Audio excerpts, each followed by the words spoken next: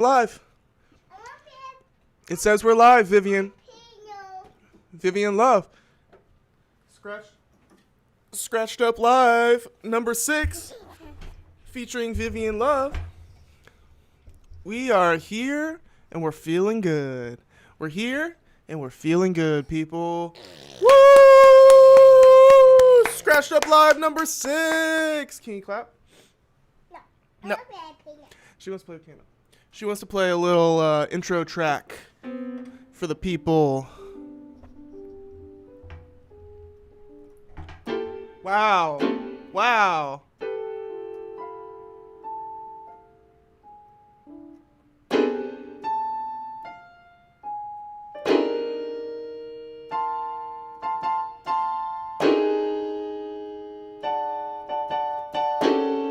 Oh, that's music in my ears. Ooh. Hit those notes, Vivi. Yeah, we're killing it. That's the vibes here. That's the vibes here tonight at the Scratched Up Live podcast on my YouTube channel.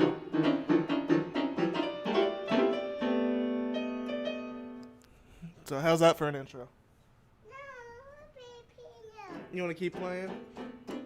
All right. So it's the week of July 7th, 2024. Today is July 8th. Vivian wants soup.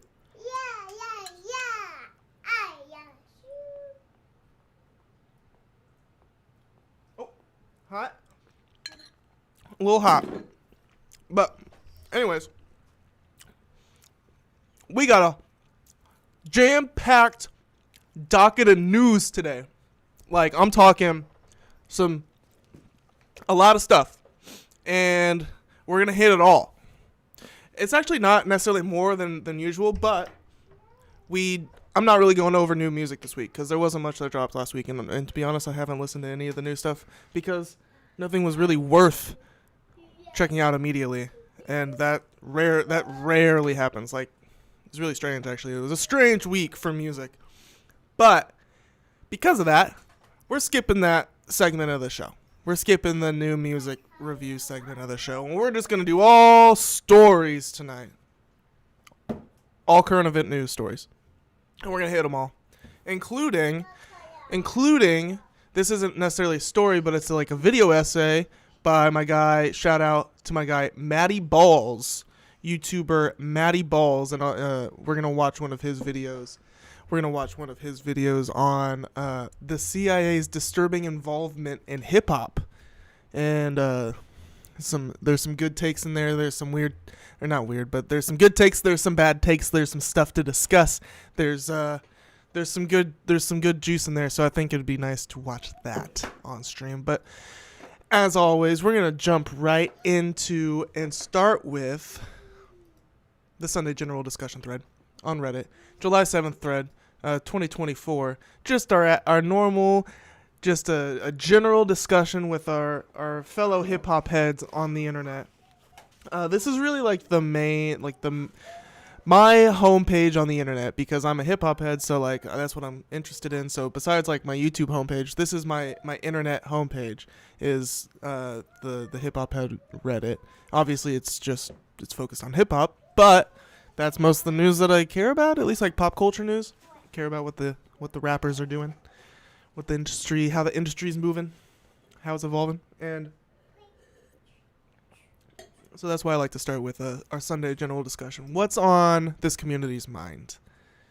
And the first comment is, I feel like this beef, talking about the Kendrick and Drake beef, I feel like this beef is going to be the last big moment in hip-hop. And this reminds me of a prediction I made. I guess I put it on Instagram on my story, but it was really just like an internal prediction. And this was in 2020. And the prediction was that hip-hop hasn't peaked yet. And that it was going to peak in the 2020s. And I made that prediction. I think I definitely made it public, but not to many people. But, you know, I put it out there, and I kind of like that opinion like stuck with me in my head for the last few years. And I wondered, like, do I regret making that opinion public? am I gonna look like a dummy when hip hop doesn't peak even higher than it has? Because I'm holding on, dude. I'm holding on to hip hop. Like I love it being the dominant genre right now, and it's more than just a genre. It's like a culture. Not saying I'm not saying I am a holder of that culture or anything like that. I'm not saying that I am a gatekeeper of that culture. Not saying that I even belong to that culture, but I like it. I'm interested in it, and I consume it respectfully, and I like it being dominant.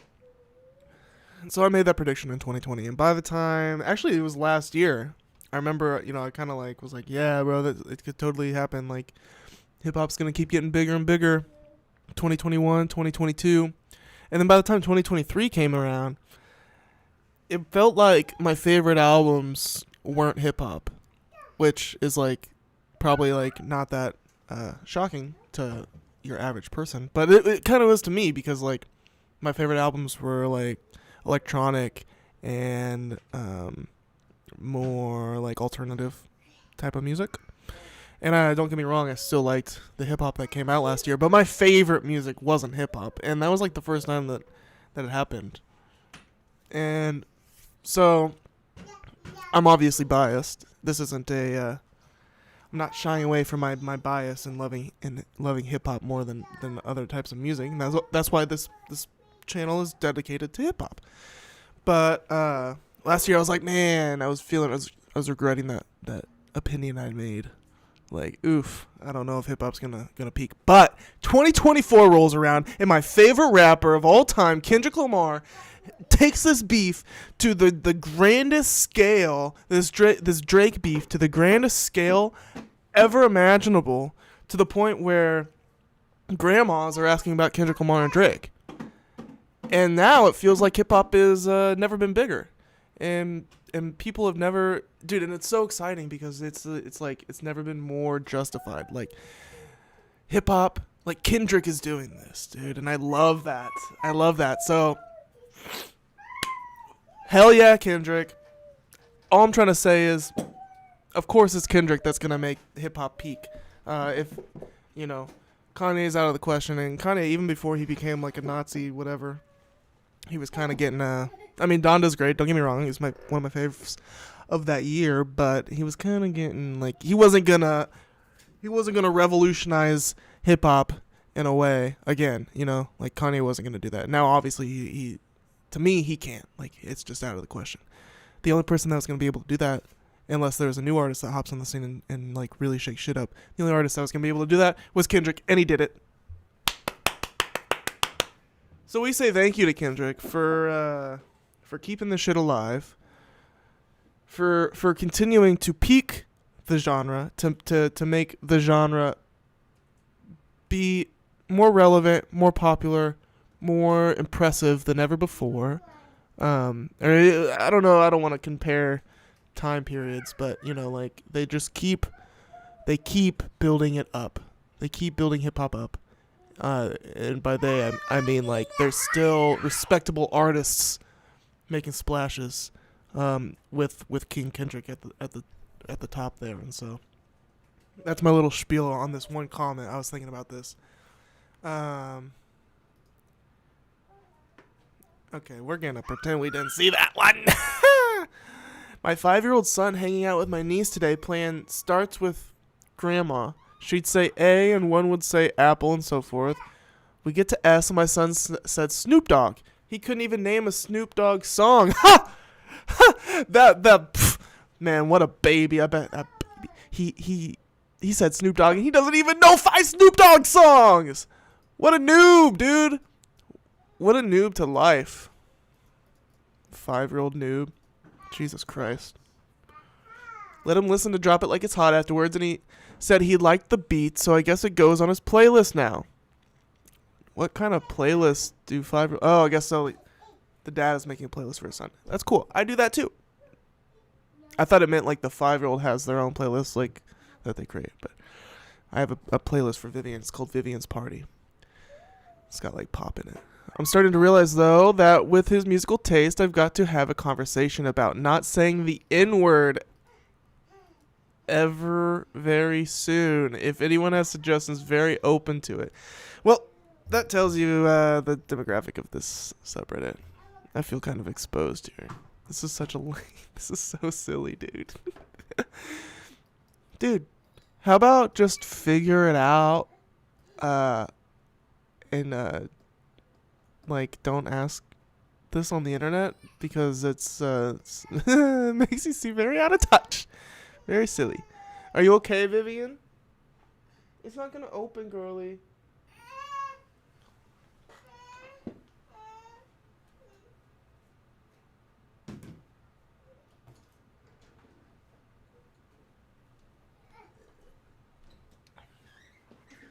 I'm eating my dinner here. People, so. A man's gotta multitask. Also watching my daughter. And streaming. And eating. All at the same time.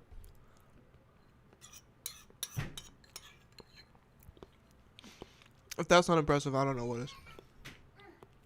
Are you good, Vivian? Yeah, I did it. Oh, you did it? She did it.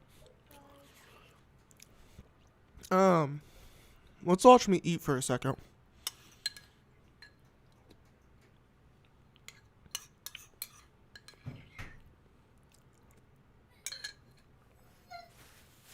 You like that?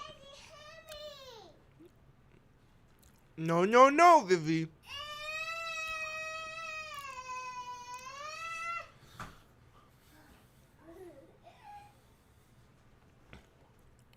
Anyone here buy Hogwarts Legacy? Something I've also been thinking about. I want to get it, but I don't know if it's worth it yet. I've wanted it since it got announced, but I've held off on buying it. And now with CFB 25, and I'm such an idiot on video games. I don't know what this is. I'm sure it's like College Football 25, I guess. And Star Wars Outlaws coming out in the next month or so. I really don't know if I should buy it at this price. Yeah, I'm thinking I'm like in the middle of Zelda Tears of the Kingdom, and I bought Assassin's Creed Black Flag for really cheap the other day, and I'm like obsessed with that shit.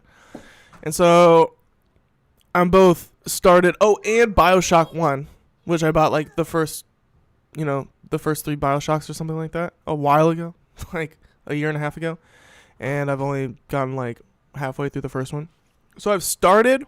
I'm in the middle of 3 games right now, and I don't game that much.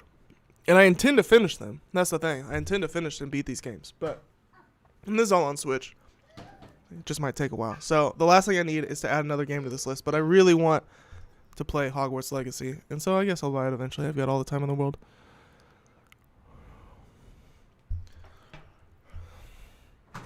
This guy says it's very average. Oh yeah, I saw this earlier. This is okay. So this is we're gonna have fun. We're gonna chew on this one a little bit. I'm gonna read it first. Meat Beater, shout out Meat Beater 558. He's a solid guy. He says, 22 hours ago, I'm predicting that Drake's next major beef is going to end with the public scrutinizing his relationship with Rihanna and realizing, damn, this man is pathetic. Like we're doing right now with his relationship to the culture and with young women.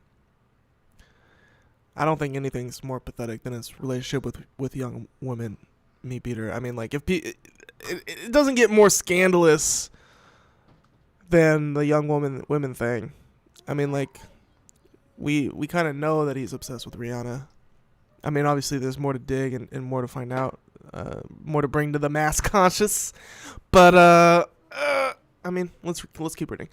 Just like the other angles used against him, the material is there, and we have yet to see someone to package it all into a single scathing record. It might look like Rihanna was a small chapter in his life, and that didn't end well and is now closed, but in reality, he's been obsessed with her for the better part of 15 years. She's not a chapter to him. She's the entire book. You think Drake only thinks about Rihanna? Like, do you think Rihanna's on Drake's mind, like, every day? I mean, she very may well be. I don't know. She might be. Out of what he's been willing to admit publicly, interview, songs, speeches, we know he fell for her before he was famous. So, okay. He's been famous since he was a kid. Right? She made him feel small and insecure due to her personality and fame. He wanted to settle down and have kids with her. He desperately wanted her to claim him. More on that in a bit. And at least according to him, she was doing him dirty from the beginning. Dude, this is the most, like, I mean, I know Drake's a narcissist, but you're painting him out to be like an incel creeper, like, I don't know, like the quartering type motherfucker. The quartering to Brie Larson type motherfucker. Is Drake, like, what is this, dude? This is so strange.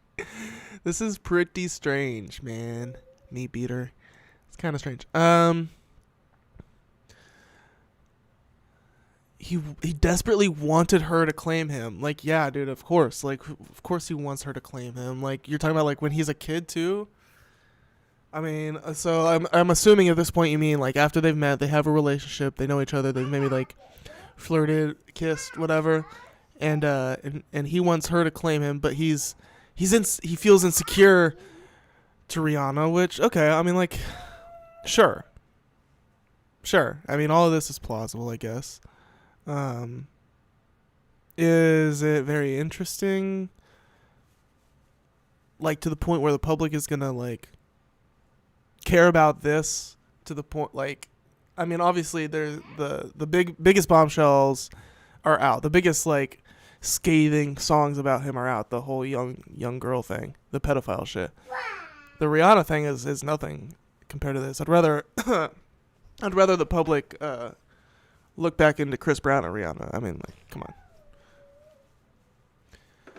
on. So yeah, Drake has a string of in interviews, Drake would clearly be in love. Oh wait. At no point during the relationship did she claim him. In interviews, Drake would clearly be in love with her, sadly saying, "We're only friends," while Rihanna would clearly not give much a shit about him and say they're merely friends. Drake has a string of records in the 2010s where he's moping about wanting more from her. This all ended after she infamously dabbed on him when he confessed his love to her on stage at an award show and tried to kiss her.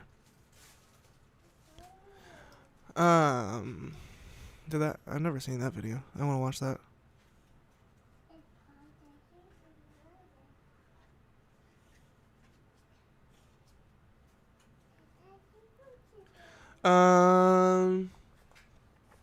It's all ended after she infamously kissed him.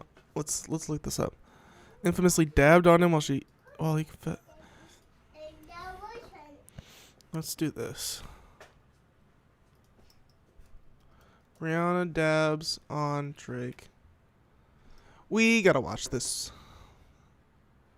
So he confesses his love to him. Since day one.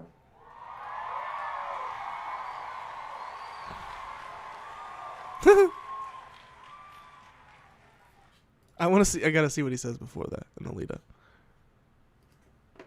Oh, dude, MTV's gonna claim me. That's bullshit. We're just gonna, no, I know they're gonna claim me. I wanna. And the director of the video was Little X. I just want to. All right, I'm out. Sorry. I'm trying not to skip around as much as I was in the past. This all ended after she infamously dabbed on him. And that was, like, by the way, a very lighthearted dab.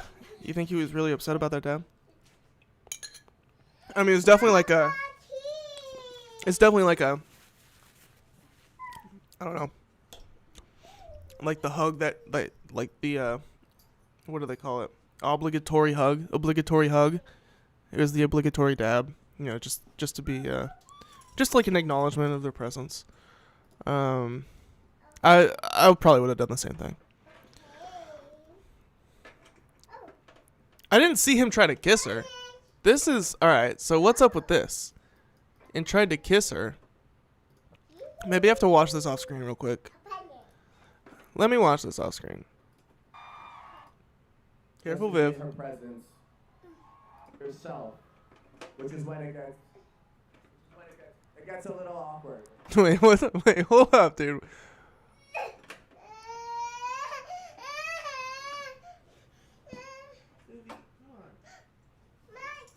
Look at this. Look at what I never watched the 2016 VMAs. But what is this? They made...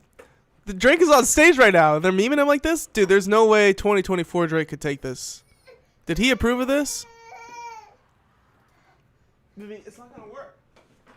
It doesn't work. Oh boy. Streaming with a baby. This is amazing, dude. Drake with rolls in his hair. Is this supposed to be Rihanna?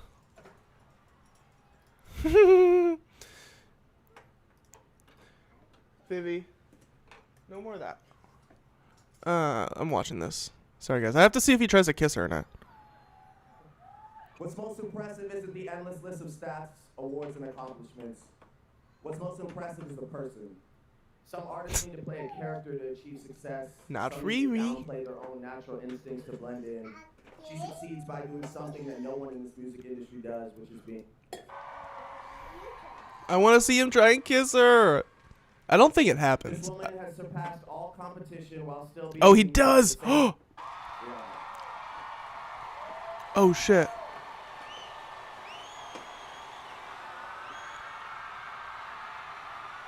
Okay. Interesting. I'm gonna try and show you guys. We can just kind of do like a frame by frame here. And see what we think.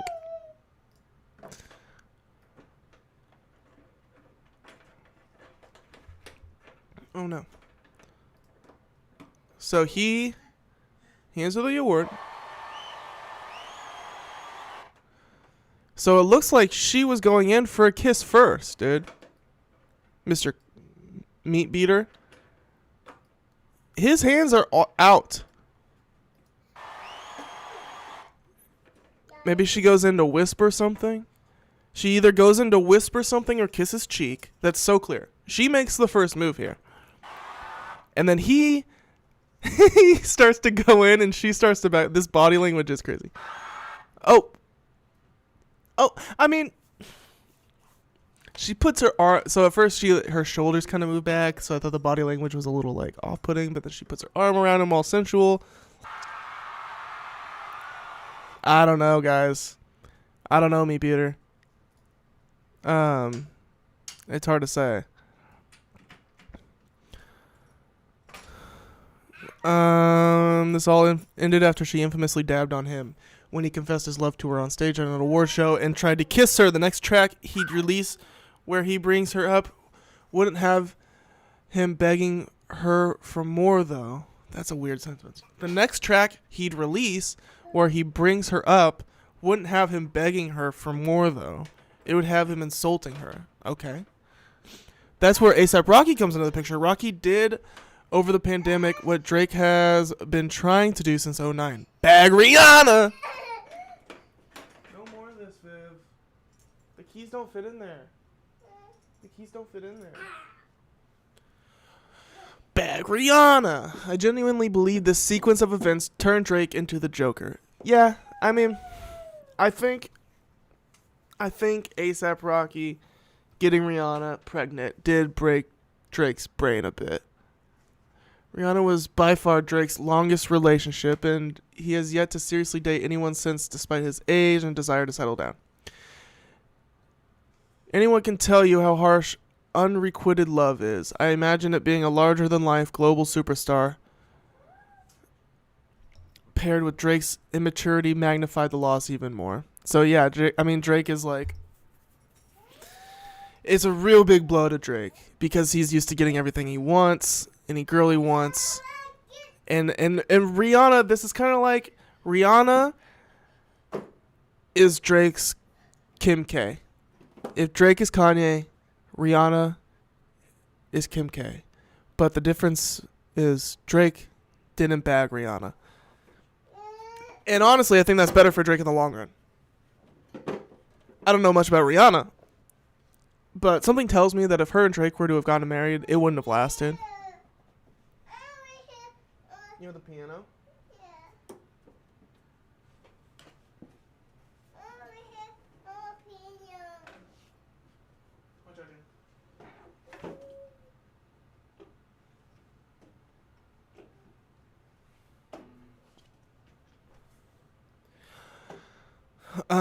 Yeah, so imagine if Kanye never got Kim.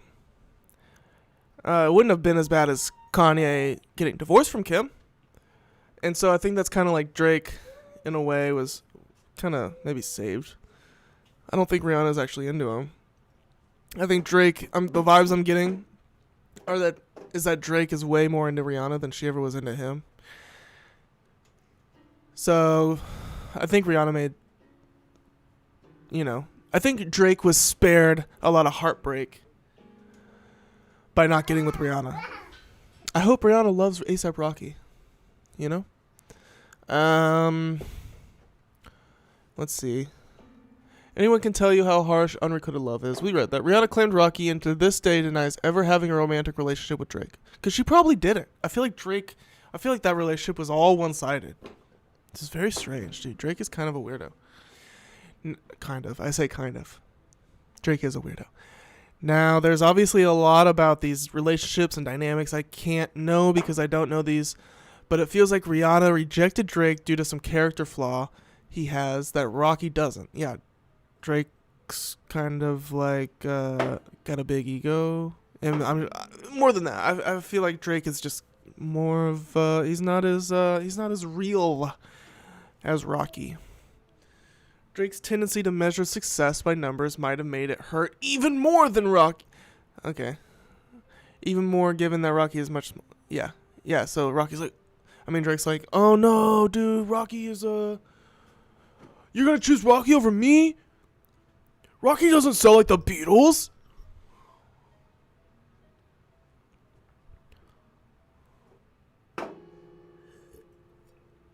But the idea that another rapper is going to come in, besides Kendrick, going to come in and kick up the Drake beef where it left off, I don't know.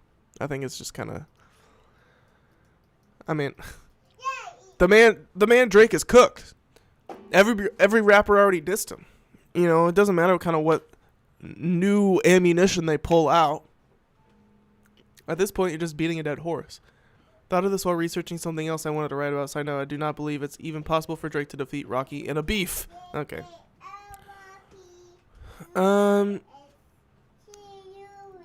Yeah, so... it's still so crazy that Kendrick and Drake finally duked it out. Anyone that's been deep in hip-hop the last 10 plus years know how both sides have been sending subliminal shots, how Kendrick's have seemed more obvious and Drake's have seemed more broad, how Drake's tried squashing the beef, paying respect to Kendrick multiple times, leading everyone to believe they're cool. It's just wild it finally happened because it got to a point where I thought it never would.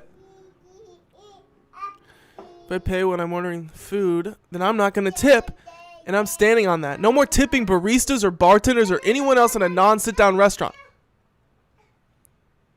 Yeah, you got to tip your bartenders, buddy. Sorry, you're getting a down vote for this one. You got to tip your bartenders. There are certain things I definitely agree with not tipping on. Most things, I think tipping culture is whack. But we live in the tipping culture. So until the employers pay the waitresses and the bartenders a normal wage, I'm tipping. All right, let me go put some TV on for Viv upstairs, and I'll be right back.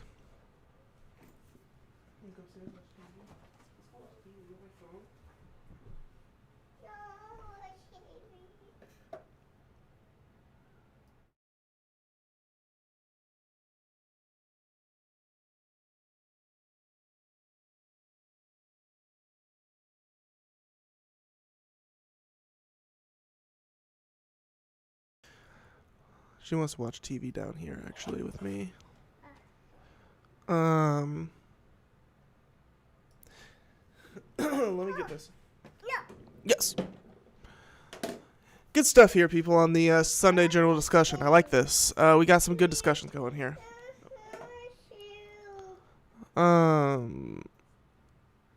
Hold on, Vivi. When I come back, we're going to hop into some of these stories here.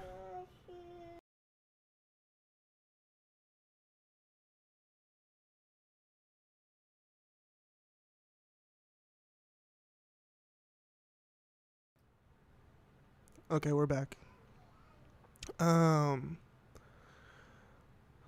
Back like nothing happened. Back like I never met. Back like I never left.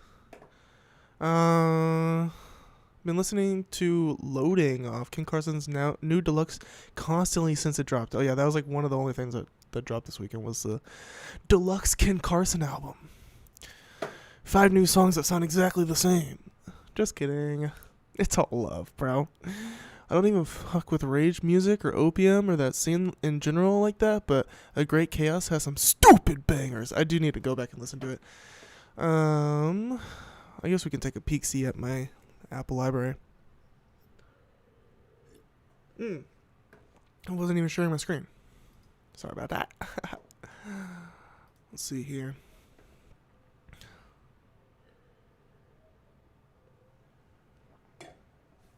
There was something from King Carson's album last year. There was something.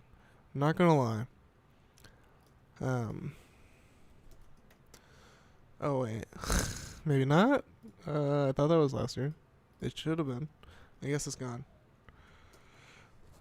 So I guess there was nothing. But I re-added it. I added the deluxe. Because I'm gonna check it. Oh yeah, by the way, this week, new Zakari album. Like, Zakari's first album, right? I mean, we've been waiting for this one since 2017. And now it's 2024. Like, that's a long time to cook an album, dude. This is the guy that was on Damn. He was on Damn. Like, on God or something like that. I can't remember. Okay.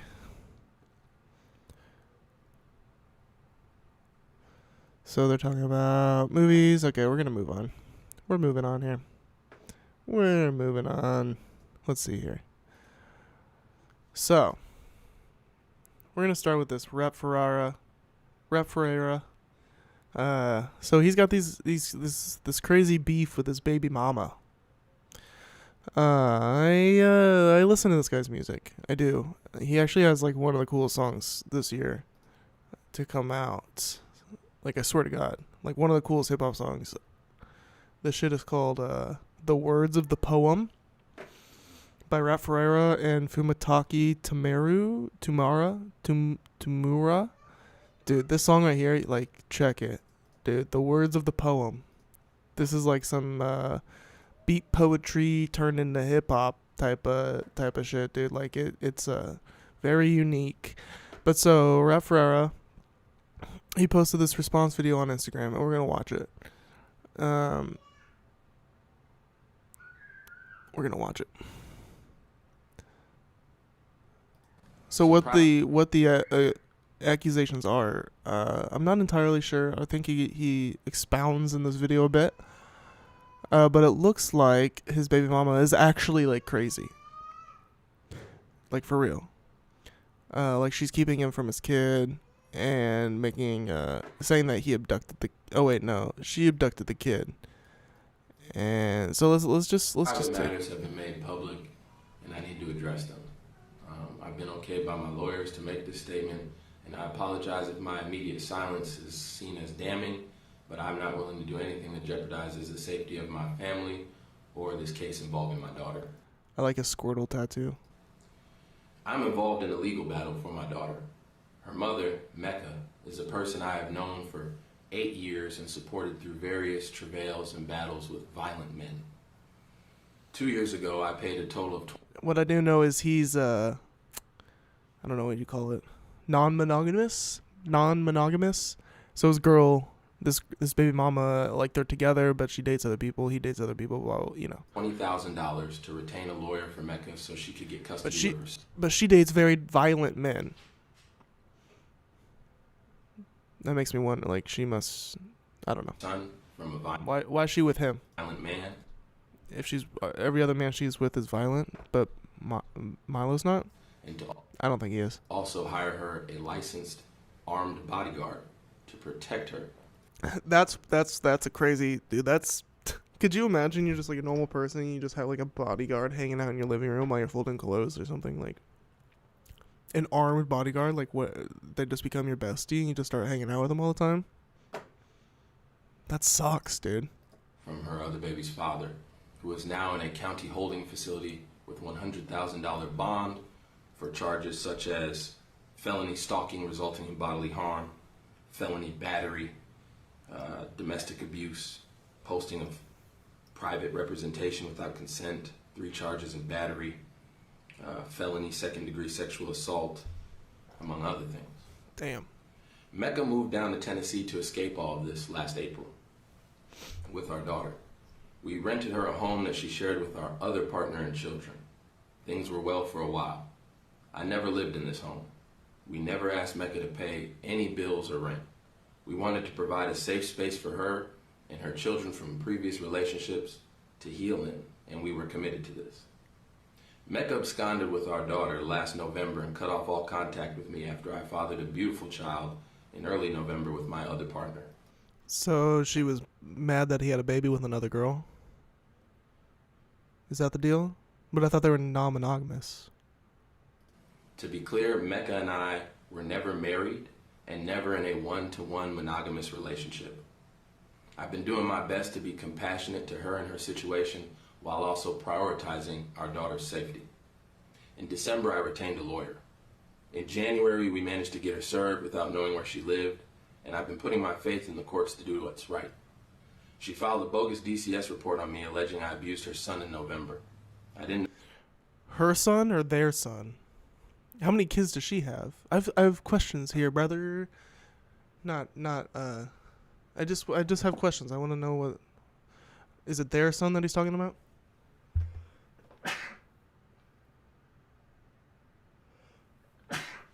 Does she have kids with other people? If she has kids with other people, and they're, like what... She seems to be a little off a rocker. If what he's saying is true. know about this report until we had her served. DCS and the police investigated these claims, found them to be false, and closed the case. The court He didn't beat his son. decided our visitation schedule for the child. I wonder how so he said that the courts investigated the claims and determined that they were false. I wonder what that investigation looks like. Like, they look for evidence and no evidence comes up, so they say that it's false? Or do they dig a little deeper than just like a surface level, oh, there's no evidence? Like, what do they mean they determine it's false? Like, how do you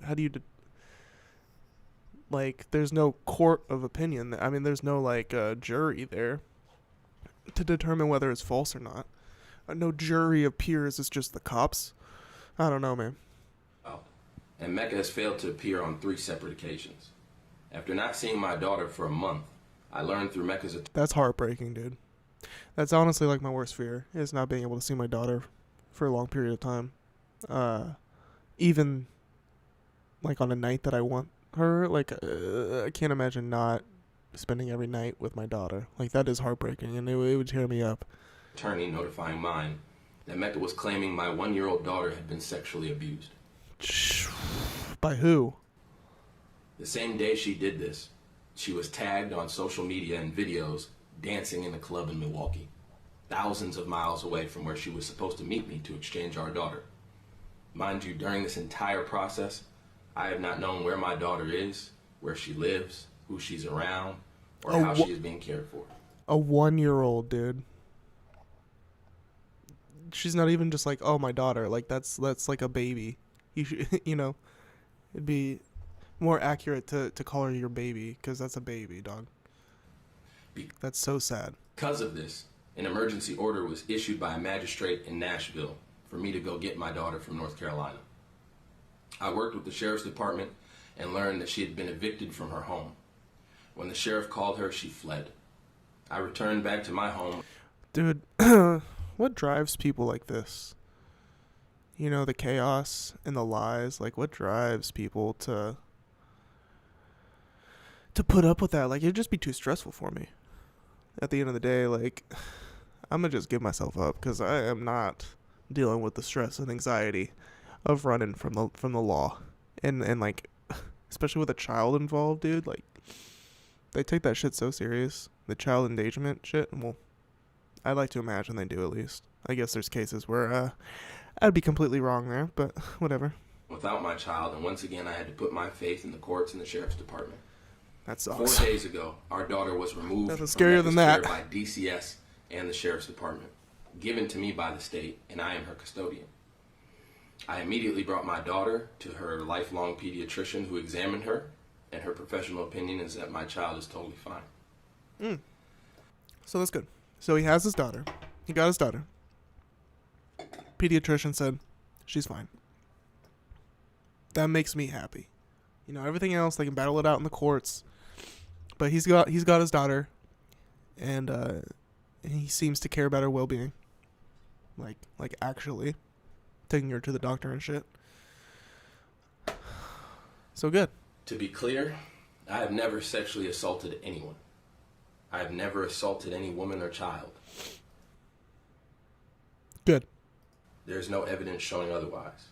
She is... Dude, that'd be crazy to get to get accused of something like that, especially being like a father, which is like from like being accused of that kind of shit, like the sexual stuff. Because people are looking in plain, like people want to look in plain sight for that. They want these stories of like, oh, it's that guy. I never suspected that guy, and then so like they'll run with it. And I know that you have to pick and choose the ones that you believe. You know, with your intuition, it's something called intuition. This is believable, dude. This is believable. Where I believe that he didn't. This is believable in the sense that he didn't. His denials are believable. I don't believe that this man assaulted somebody. This isn't like when there's a child involved and throwing dirt on someone's name like this. When there's a child involved, when you're the one that's throwing dirt is the one that's like provably endangering the child. That's a whack. That's when you know to not take it serious. Something like, I don't know, Diddy, before that video came out, even before the Cassie video came out, it's obvious. It's there's something there. It's obvious, dude. Another example, I have no trouble believing that the Destroy Lonely accusations are legit. Not saying that the girlfriend is in the right at all. I believe she hit him too. But he like cracked her head open and shit, and I'm just saying, like, I don't know, obviously, but I'm inclined to take it serious, and I have no hesitation and no problem doing that. I think a lot of dudes just have issues, like they just have like this weird inclination to like never take an accusation serious because in the off chance that it might be fake. But wouldn't you rather look like a dummy for taking something that serious, appropriately serious? You know what I mean? Like, I don't know. I'd rather look like the dummy and nothing be... And I'd rather look like a dummy and be wrong than to ignore something and be wrong, if that makes sense. Orders several times for no reason. She has filed demonstrably false retaliatory claims. I do not wish ill on Mecca, but her actions are the reason the court... I gotta find more on who's Mecca. I gotta find Mecca's claims.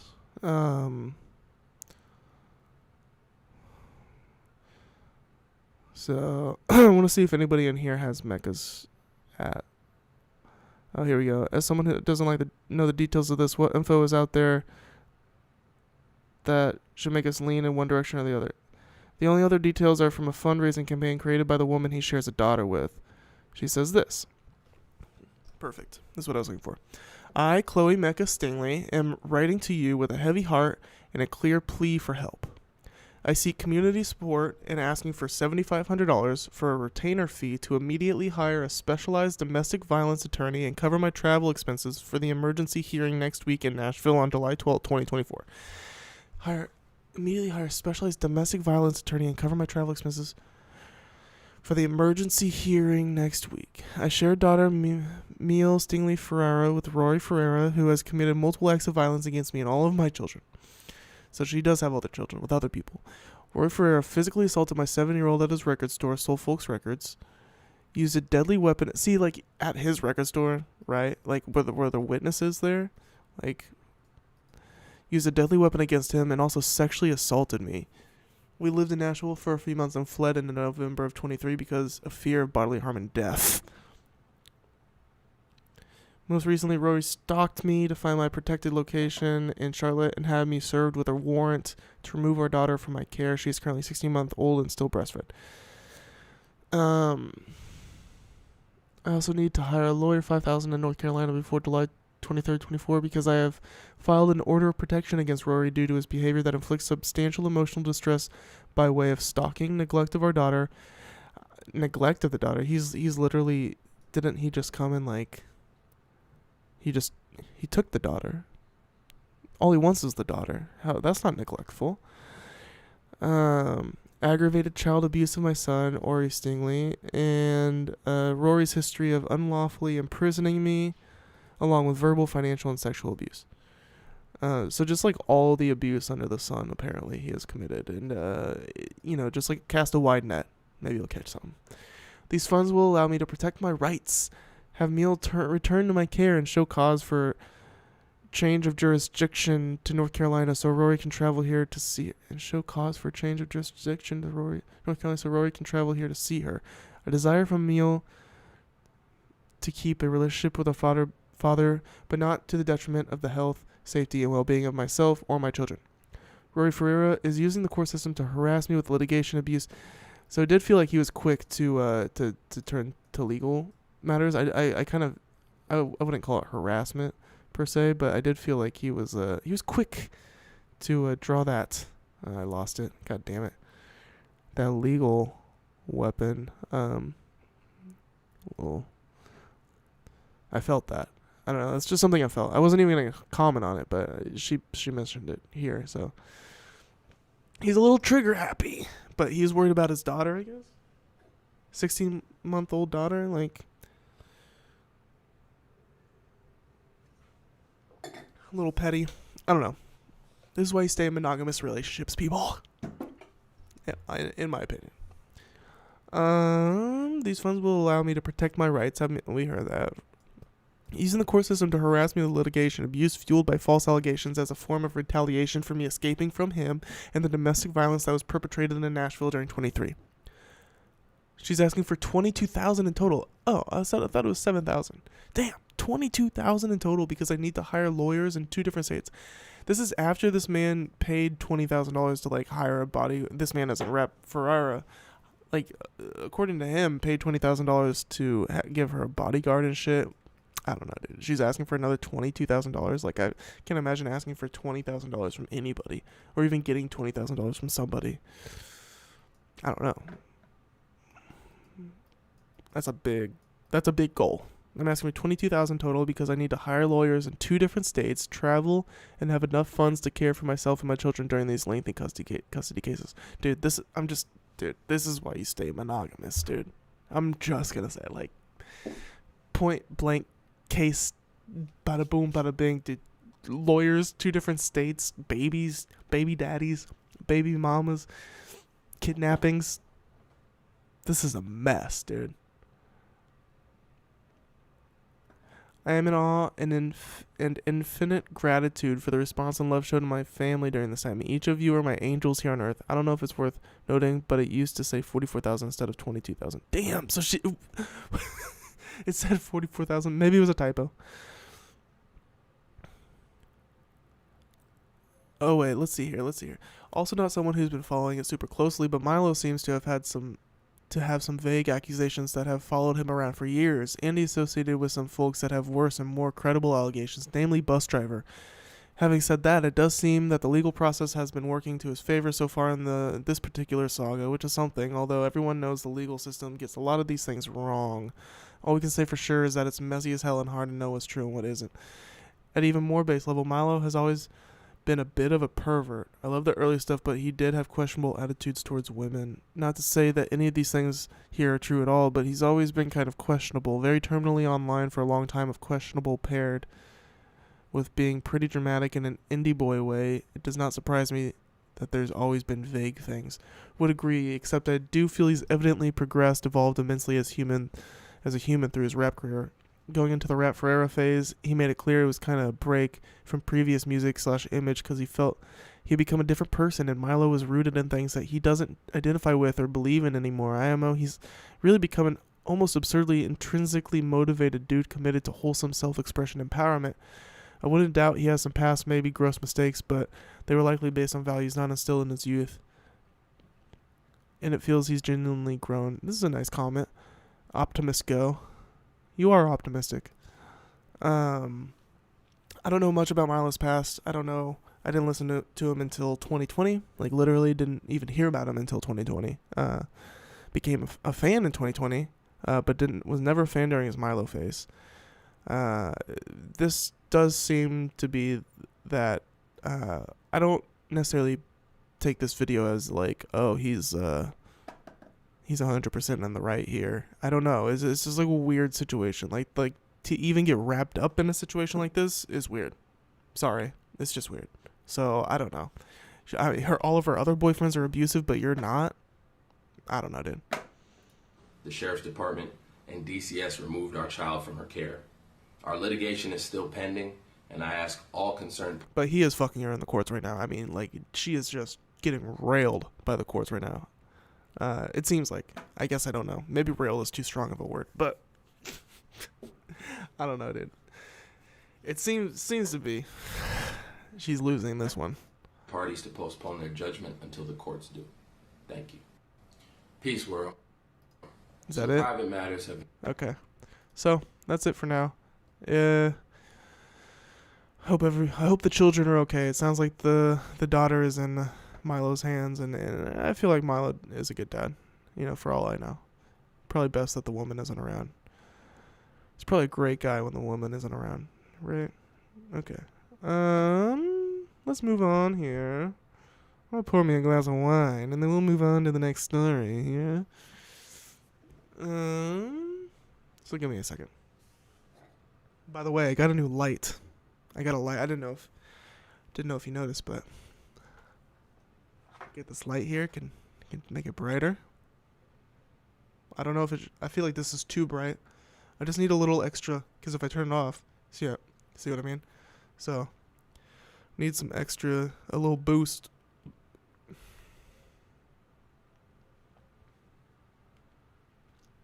What I like. Yeah, that looks good. But it does different colors too. Red, green. So maybe we'll get colorful. I like this cool blue. Cyan blue. Very bright. Ooh, black shirt. That's cool. Interesting.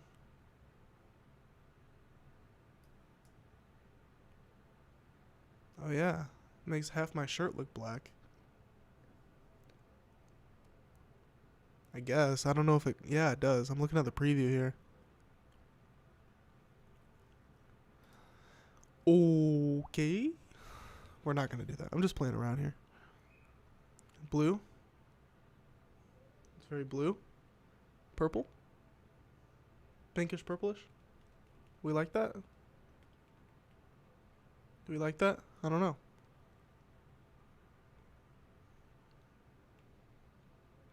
Oh, red. Back to red. Alright. Let's do white for now. Like that. Alright, I gotta get more wine. More bubbly.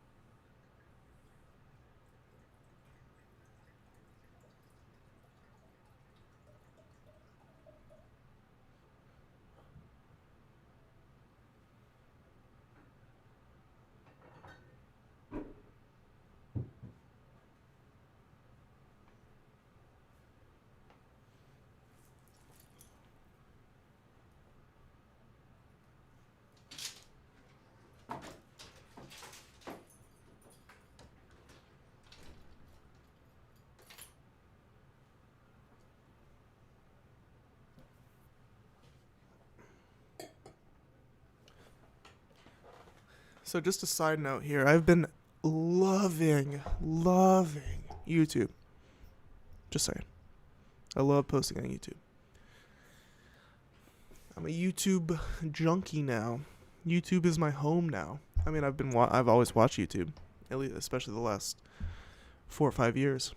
Really amped up the YouTube watching, but now I'm a YouTube poster. I want to come into this community, dog. Have some arguments. I mean, I've always watched YouTube. Oopsies. You know what I mean?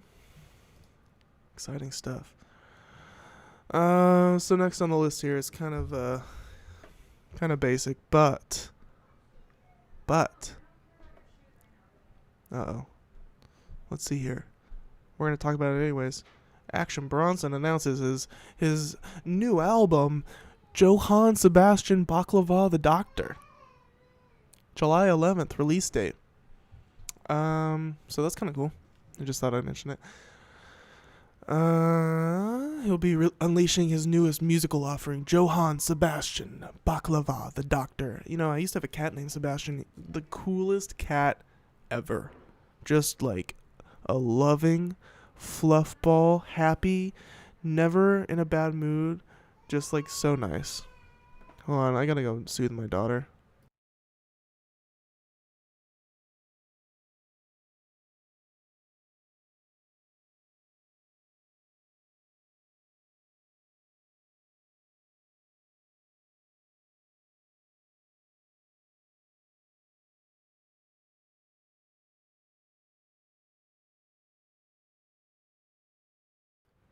You gotta dab on him like Rihanna.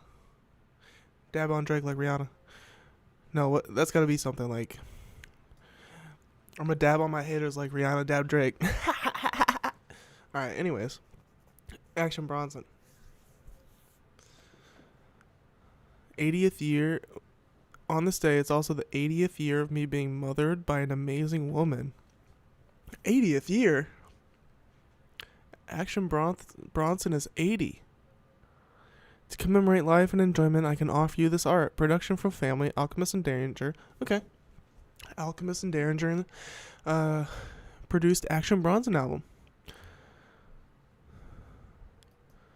Oh, Action Bronson produces himself. I didn't know that. Featuring Young Mexico, Mayhem Lauren, Larry June, Julian Love, and of course, The Alchemist.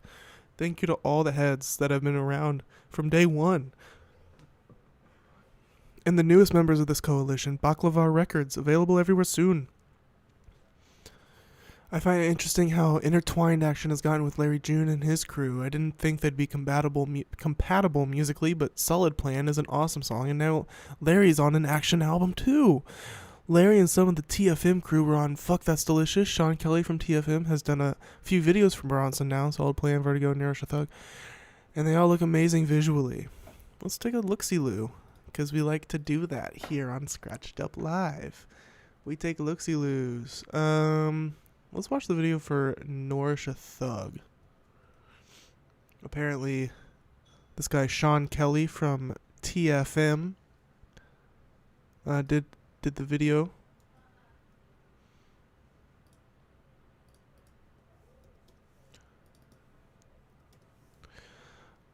Let's watch it. Wix. So we can watch this. Gives you the power of AI. This is not a Wix ad. It's not a Wix ad. Wix does not sponsor this show. If they do, if they want to, they can reach out. But until then, they do not. Yeah. Oh, TFM, the free-minded. I learned something. TFM, the TFM crew, the free-minded crew. Never heard of them. I guess that's Larry June's thing. Here to fucking take your temperature the old way.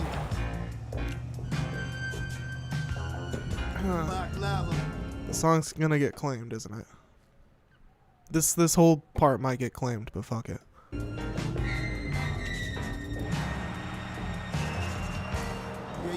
Sean Kelly, that's our boy. Left hand shift with the glove on, heading towards the lake where I exfoliate with mud on. Oh, nice. From underneath Earth's crust, burst up properties to nourish the thug. It's White Boy Summer. Nourish me. Know me, nursing on the six-pack, circling this little town, playing all them rap jams that we've been rocking for years now. Life is just a highway, speeding towards the lake house, just a little high. He's laking, dude. Away a few cases of the sham now. If it's my last dance underneath the moonlight, fire in my blue Vinny, eyes. come watch this Baby, video this with is me. true life. I'm in the bed with two dykes. Come watch this video with me.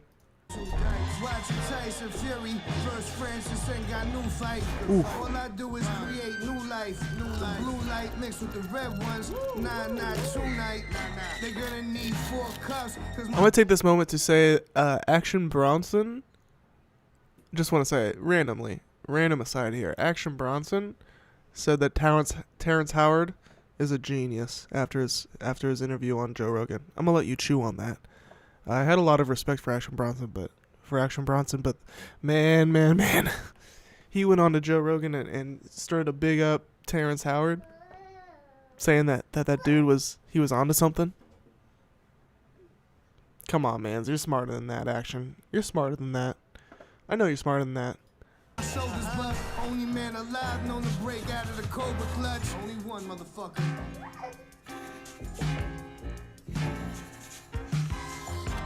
Oh, hitting him with that Minolta. Analytic, yeah. Oh shit. You know this, man. Bitch, I live it. I pull up to your What is he crib with planning? exhibit. What is Action planning here?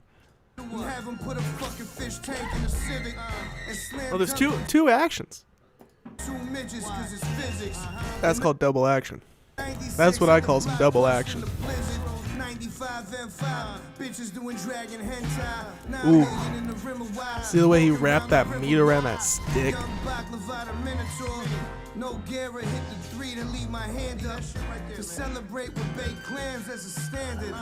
And to adjourn firm handshakes with my mans in them. So he just goes out for the day, With animals in it.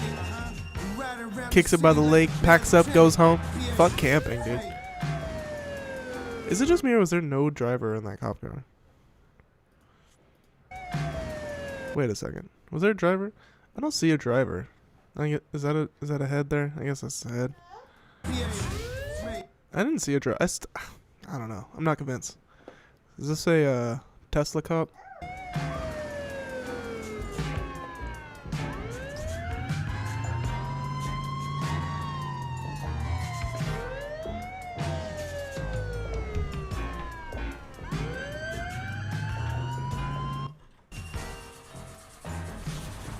Divvy, let's not.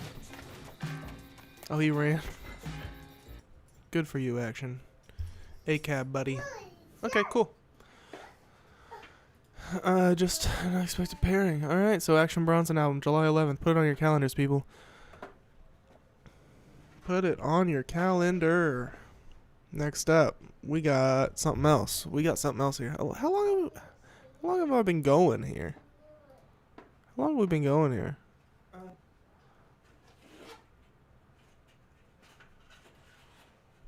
An hour 16. Okay. It's not bad.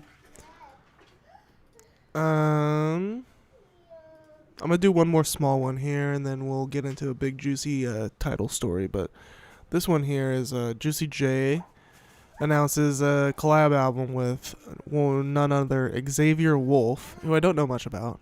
But this one called Memphis Zoo by Juicy J and Xavier Wolf, July 12th. And then I was looking at these comments here. Like I said, I don't know much about Xavier Wolf. Let's see what I have of his. Actually, I'm curious.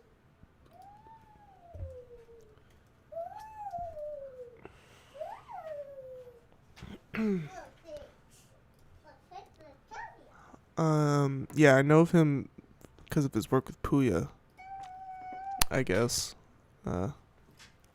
I guess that's like the first time I saw his name. Work with Juicy J here. They have a song on Juicy J's, 2 songs on J's newest album, which I shouted out a couple weeks ago. So Xavier Wolf here. Apparently, someone's asking here, Tulu69 here is actually asking, doesn't Xavier have some like major allegations against him? I might be wrong, but I thought there's some crazy stuff about him. And Puya and Fat Nick. Okay. So yes. I forgot about that. Yes, his ex-girlfriend accused him of sexual assault and domestic abuse, and his ex-designer accused him of date rape and animal abuse in March 24, 2 months ago. Xavier Wolf's ex accuses him of sexual assault, animal abuse, domestic violence, and more. This was published March 13th of this year. In a vague response, the rapper admits that he's still ashamed of his actions. So he admitted it. He didn't deny, and he just admitted. Vivi, can you go upstairs? Please? Take your blanket, go upstairs. Daddy's working. Pff, wait. Hold on. Vivi, can you do that again? Do a roll again. Ooh, nice. Good job, Vivi. All right, go upstairs now. Careful. You're going to go right into the cage. Okay. She said, okay, Daddy. You're going to go right into the cage. Daddy, what's that? Vivi, can you go upstairs? Go upstairs. Go upstairs.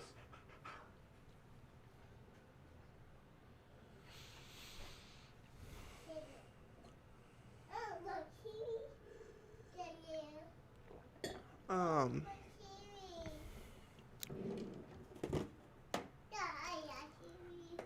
Daddy.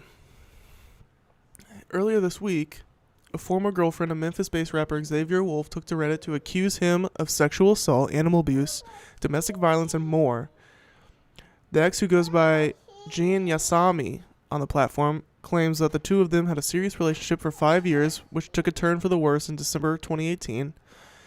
One of his former friends and designers, who goes by the username Angelic Filths, later came forward to back up her claims. In her since deleted post, Jean Yasami included photographic evidence of bruises and other marks allegedly inflicted by Wolf.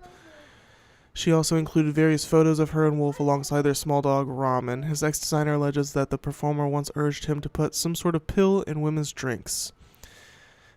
Jeez, dude. He says that he later called him out for this and for throwing his puppy so hard against the wall. As a result, he was allegedly threatened and refused pay. Brother. It's pretty serious. Following the Reddit post, Wolf took to his Instagram story to issue a vague response. 5 years ago, I would have to say, was the darkest time of my life. I hurt people I loved, I hurt my friends, and I hurt my family. Yeah, imagine how dark it was for them. His statement begins, what I did back then, there's no excuse for it. I was ashamed then and still ashamed now, since I've been doing things I think necessary to better myself with therapy, anger management, and rehab. I hate when motherfuckers come to the internet to apologize, because that doesn't solve anything. What really solves the problem is doing something about it, which is what I've spent this time trying to do since that time, and I will continue. So, okay. So, I mean, he's taking a lot of responsibility through these words. But like he said, hate when motherfuckers come to the internet to apologize, because it doesn't solve anything. So hopefully he is really doing what he says he's doing, because that's about all he can do to remedy this situation. To the people that support me, I love you to death. So, I mean, he seems like an emotional guy, which that's a point in his favor. He also adds, it kills me to have let y'all down like this. What do you think of the allegations recently made against Xavier Wolf? Blah, blah, blah, blah, blah, blah, blah. So that's two people confirming allegations against Xavier Wolf. So Juicy J is working with Xavier Wolf. This article here has more details. There's just probably just going to be a... Okay, yeah, there's more details here. Xavier Wolf has been accused of several crimes by a woman who claims to have dated him. So she goes into this detail. He would force me to do drugs with him, and sometimes force me to do things sexually with him. Which, those are a lot of the same accusations against Puya and Fat Nick.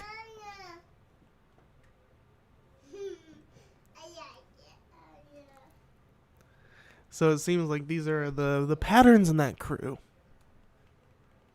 The drugging women. A lot of drugging women, it seems like. Which is just so icky, dude.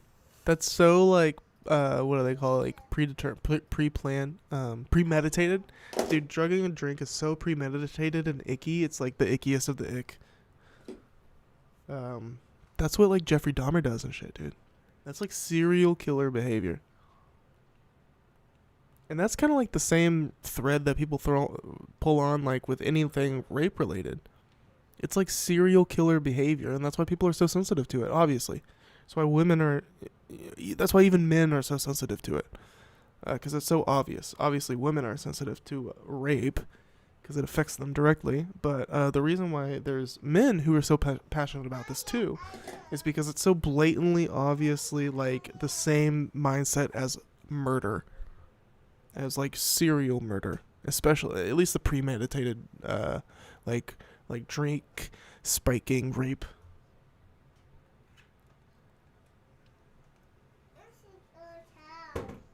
Okay. Oh, you knocked that over? Yeah. Could you pick it up, please? Yeah. Please?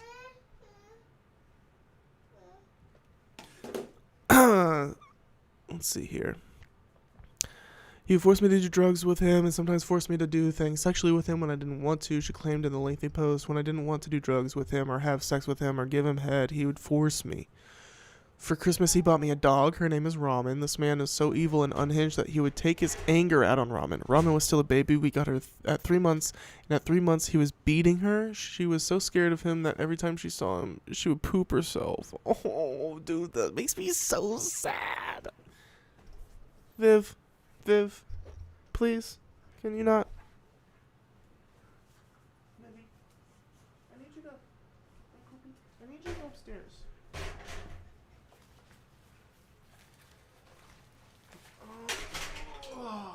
It just makes me so sad, dude. You know, even he should honestly, like, there's just something about this, like, not even therapy, like, he needs jail. I'm just finding out about this, but if this is true, he needs jail. Therapy is, like, he needs jail, like, he needs therapy mandatory, and he needs jail, under my opinion for this. This is nuts, dude.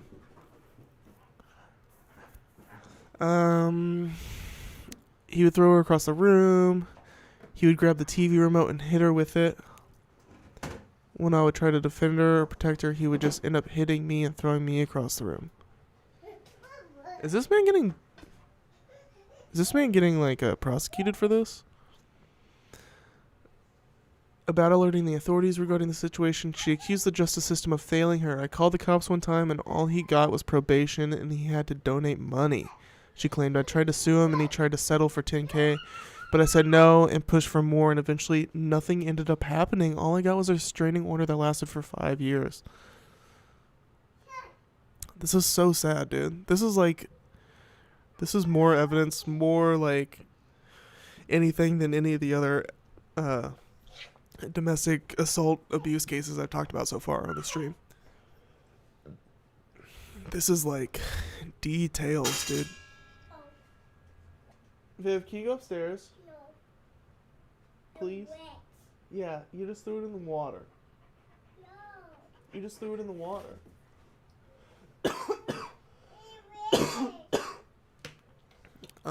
So yeah, dude. Xavier Wolf, he didn't even have room to deny this shit. I mean, these details are so damning, and he just goes, yeah, dude, I fucked up.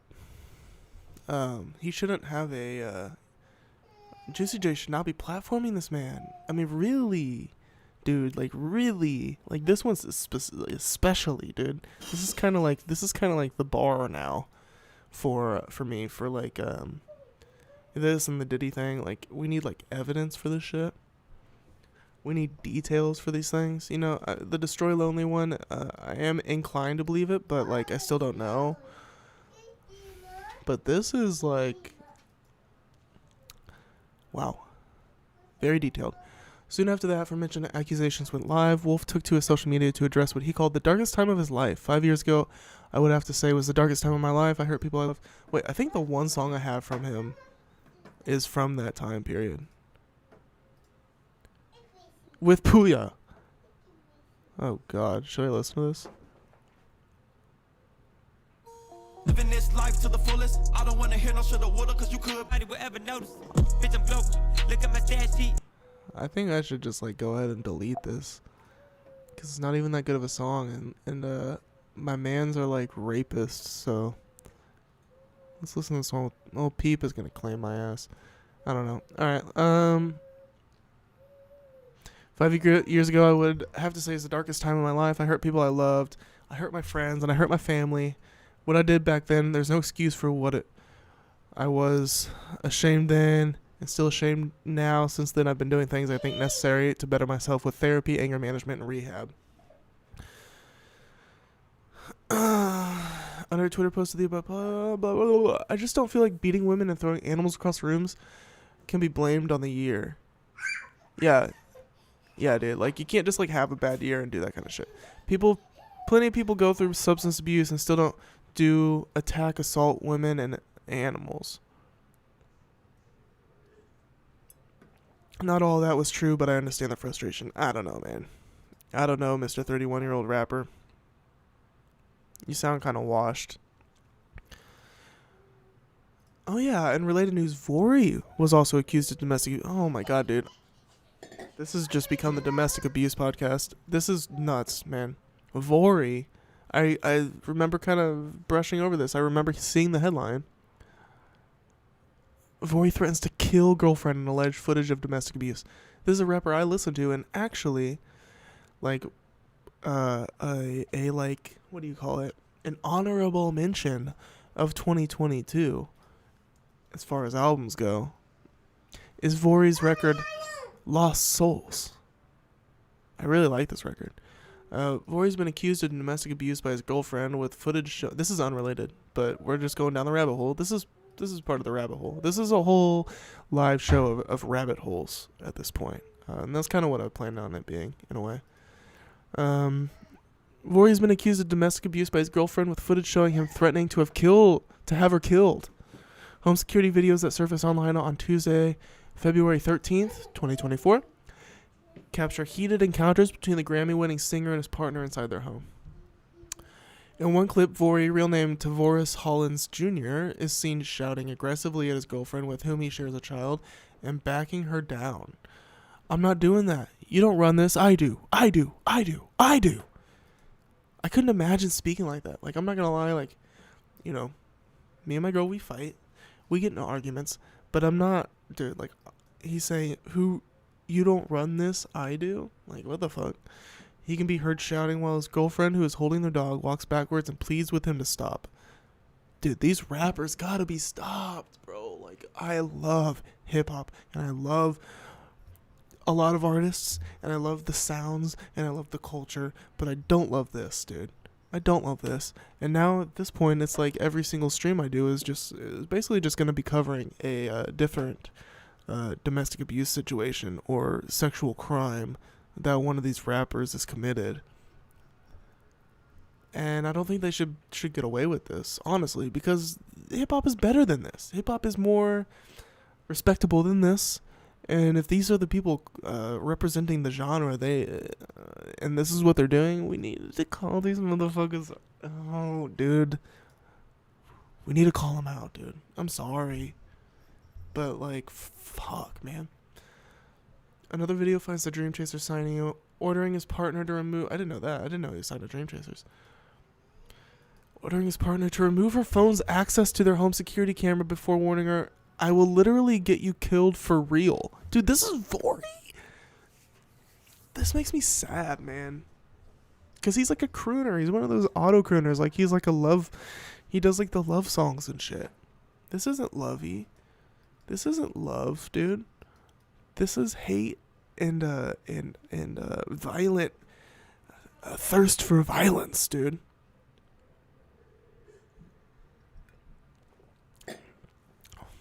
This is another one that's kind of like matching the the Xavier Wolf level of detail. And I guess there's a footage which hopefully I'll be able to see in this from this article here. Fyre's girlfriend detailed the singer's alleged abuse in a lengthy post on her Instagram stories, claiming she has footage of him punching her in the face and spitting on her. At Fyre, "You're a disgusting person," she wrote. "You want to paint me out to be this whore/bad person when it's you. I don't want to be with you or take your Valentine's Day gift or spend time with you as a family because of all this shit you've put me through for 2 years, so you go on social media to tell lies and try to spread this false narrative. Stop playing on my name before I post the videos of you punching me in the face, spitting on me, and threatening to kill me while pregnant." That's about as bad as Steven Crowder. That's what happened to Steven Crowder about this time last year, actually. The whole Ring camera footage, blowing cigar smoke in his pregnant wife's face, verbally manipulating her to, what did he do? He wanted her to give the dog this medicine that is toxic to pregnant women, and pregnant women are told to specifically not become in contact with that medicine. So, you want what? Medicine? Yeah. Why? Are you sick? Medicine is for when you're sick. Anyways, stop playing on my name before I post the videos of you punching me in the face, spitting on me, and threatening to kill me while pregnant. I have all those videos. And he tried to force her to delete the Ring app or whatever. Show people who you really are. This man is a professional liar, manipulator, and narcissist. And I'm not gonna lie, it kind of makes sense that he was on Donda.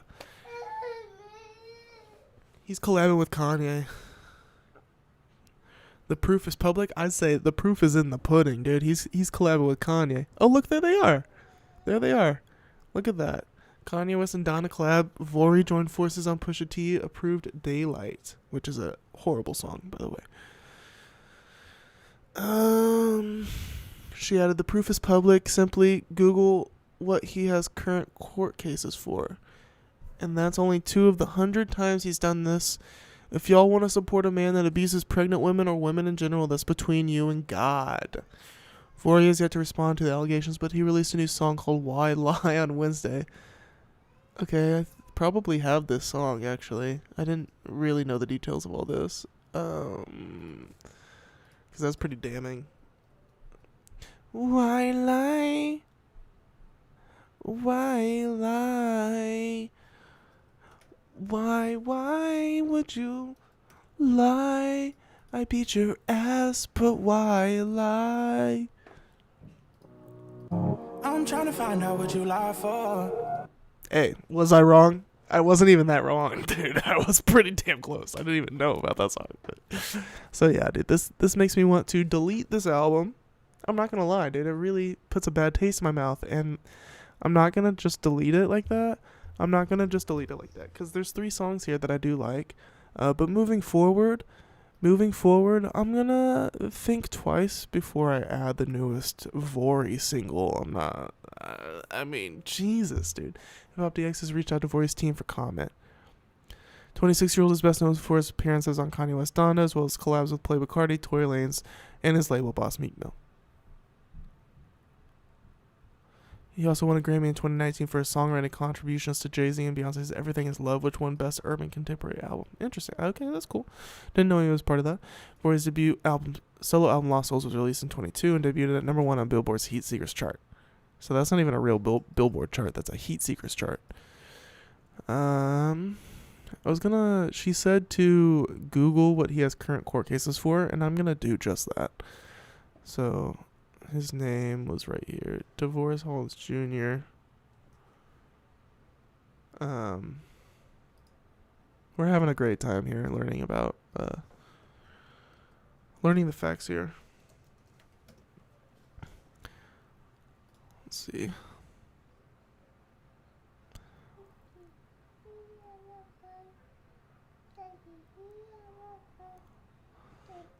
Not sure what any of that means. Fulton County. Okay, this is probably a Fulton County. He's from Atlanta, right? Nope.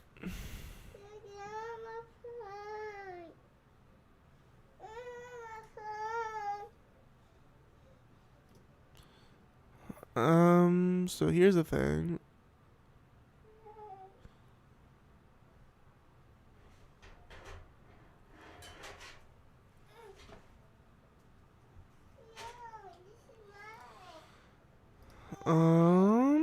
So this is from a random sportsketa.com. Oh yeah, here's the video. Okay. Here's something.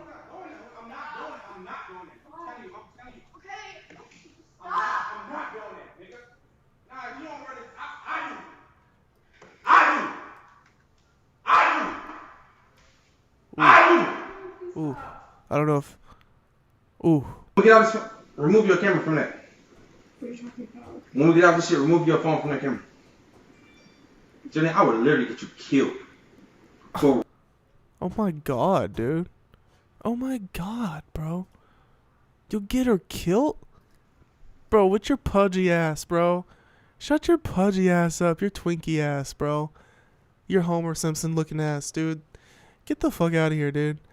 Oh my god, bro. You'll literally get her killed. You're a pussy, dude. This is such pussy shit. I'll literally get you killed with your Twinkie ass, bro. That makes me so angry. Dude, fuck you, Instagram. This, what else we got here? So that's her Instagram post. Okay. I want to watch this one again.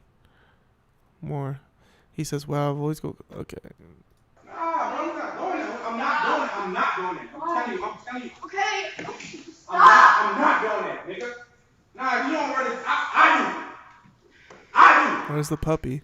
I do. Ugh.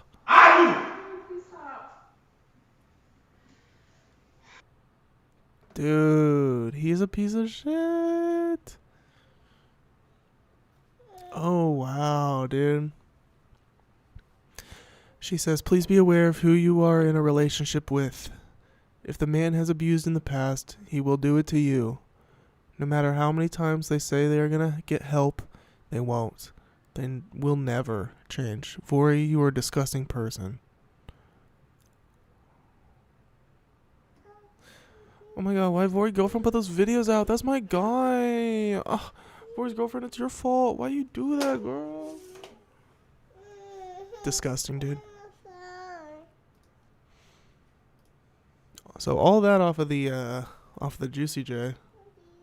Didn't expect to go down all that, but yeah, new Juicy J and Xavier Wolf album, July 12th, called Memphis Zoo.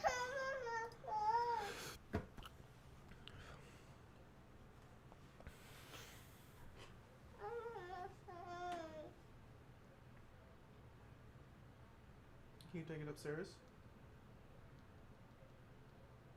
Are you poopy? Okay, take it upstairs.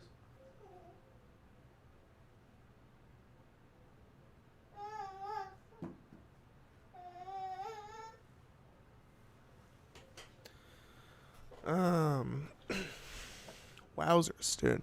Wowzers. Okay. So this is going to be a long one, I think, my friends. Because we've got... That wasn't even supposed to be the long stories. That wasn't even supposed to be the long stories. Because we've got one more here. One more of the Sunday general discussions. Before I even get into the rabbit holes. We're still going to do the CIA's disturbing involvement in the in hip-hop video reaction by Matty Balls.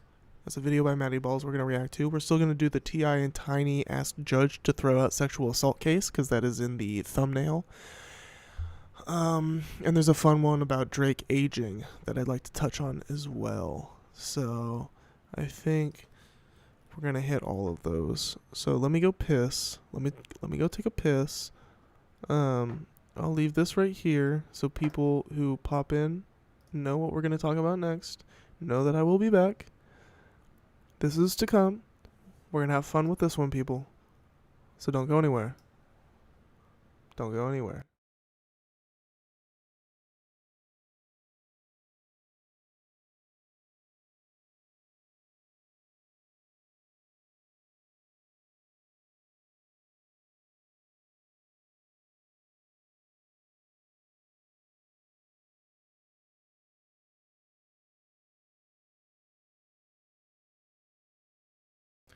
I'm wondering if it'd be a good idea if I started promoting this page, this stream, this YouTube channel on Reddit itself.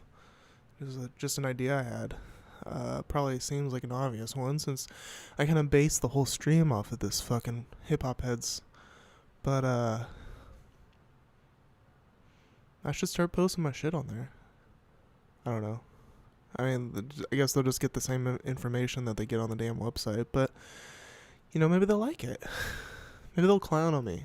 More likely that they will clown on me. But I think I'm going to give it a shot. Anyways, we're going to talk about the Firefest fraudster connecting Trump with rapsters. The fraudster connecting Trump with rapsters, dude. Not all too surprising, I guess, but it actually is. It actually makes sense. Oh, dude, look at this. Dry's nightclub. Shout out, dude. Jacques. Talked about Dry's nightclub on like literally the second episode of this show. But anyways, so yeah, this actually connects some dots for me because on one of the other episodes we did a list of, we went through this article that made a list of rappers who are still supporting Trump, and there was rappers on there I never even heard of, like, and Trump was bringing them on stage, like Florida rappers, I think, like some real ones, dude, from Florida, supporting Trump, and like Trump was like shouting them out. I'm like, how does Trump know about these guys? This is how. Firefest fraudster, which he doesn't even. That's like his name. I just put like the Firefest guy in the title because no one knows who Billy McFarland is, but everybody knows Firefest. And it's ironic because Trump's Justice Department is who sent him to jail. Which, I mean, like, not that Trump had anything to do with that, but it's just like a dash of irony. Just like a little sprinkle of irony for flavor. God, they should make out. On June 14th, entrepreneur and infamous Firefest organizer Billy McFarland uploaded a photo of himself alongside former president and presumptive 24 Republican nominee Donald Trump to Instagram.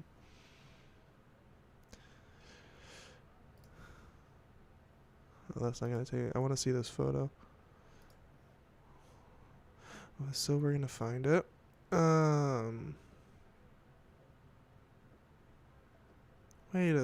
Wait a darn tootin' second here.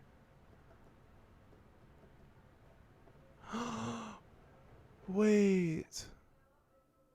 At first it let me read it. Oh no, we can't read it. Let's see. We need to find somebody else reporting on this because damn Rolling Stone is paywalled. Here we go. 4 hours ago, TMZ.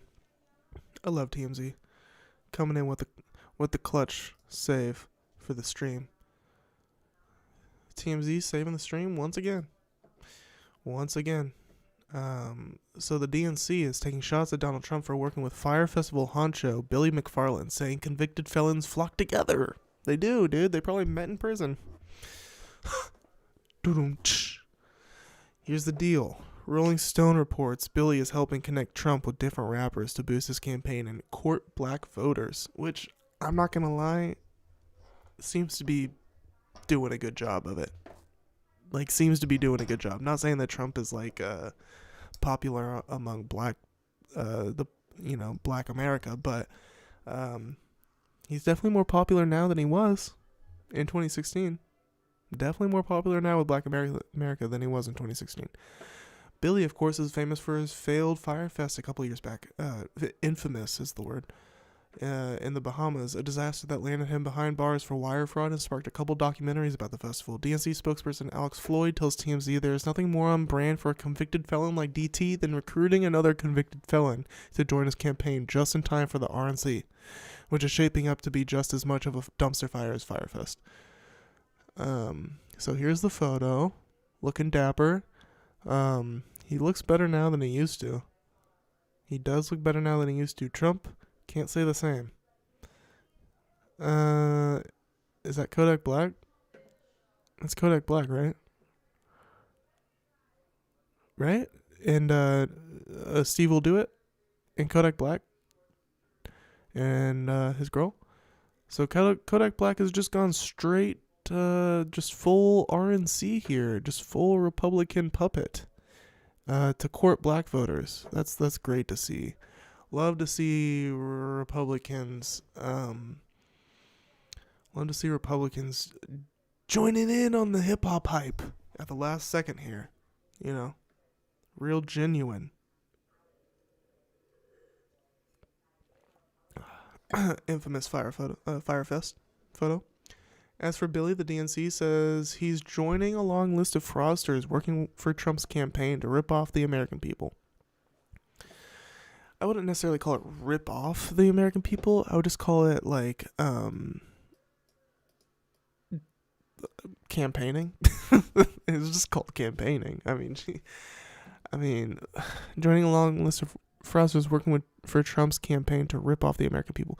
See, this is the framing that like turns people off, because the thing with Trump isn't like, oh, he gets in office, he's gonna rip off the American people. The thing with Trump is he's gonna get in office and his cabinet is gonna be filled with lunatics working to, I mean, I guess rip off is like a crude way of putting it, but you know, the Republicans, they want to increase the wealth of billionaires. That's one of their goals. And they also want to strip away the rights of people that they don't agree with. And that's different than Democrats or the left wanting to take away gun rights, because that's actually like a harm to the well-being, the same way that we like outlaw murder. Outlawing murder isn't taking away freedom, that's protecting the people. Gun restrictions isn't taking away your freedom of guns, it's just protecting the citizens of America. You know, like guns are like a thing that people made. They're not something that people are born in the womb with. You know what I mean? So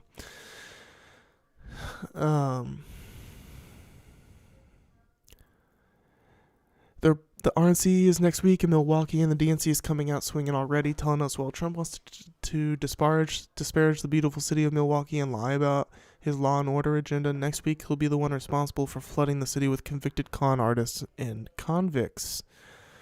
Among the rappers, Rolling Stone says Billy is connecting with Trump, Detroit's Icewear Vezo, and Peasy, and then these are the two I knew about, Brooklyn's Chef G and Sleepy Hollow. I'm like, I don't even know, like, I know Chef G, who's like a New York drill rapper, who I actually might, yeah, he's on this 5EO Foreign album. So the song Waiting, this is a song with Chef G that I'm listening to this year, currently, in my 2024 playlist. So like, but I'm like, how does Trump, because he like shouted them out while he was on stage in New York. I'm like, wait, what? Who told, what? It's so weird. And then you got Waka Flocka, who is on stage telling Biden voters to get the hell out, which is pretty strong.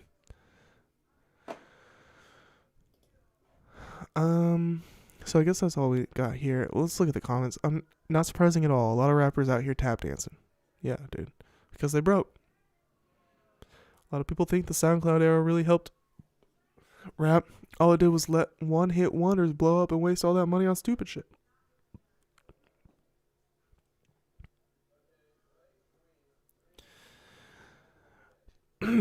Look, man.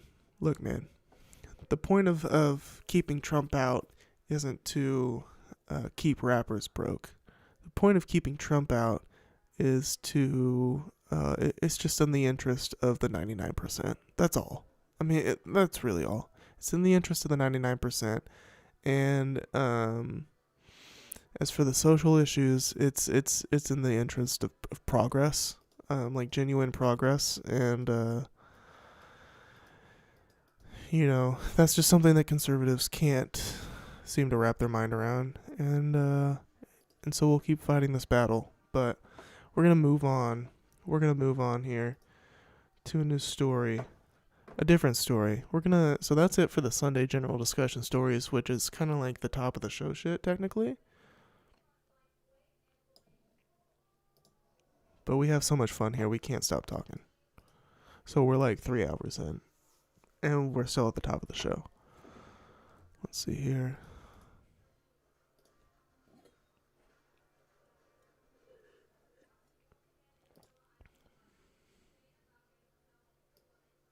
Oh, we're 2 hours in.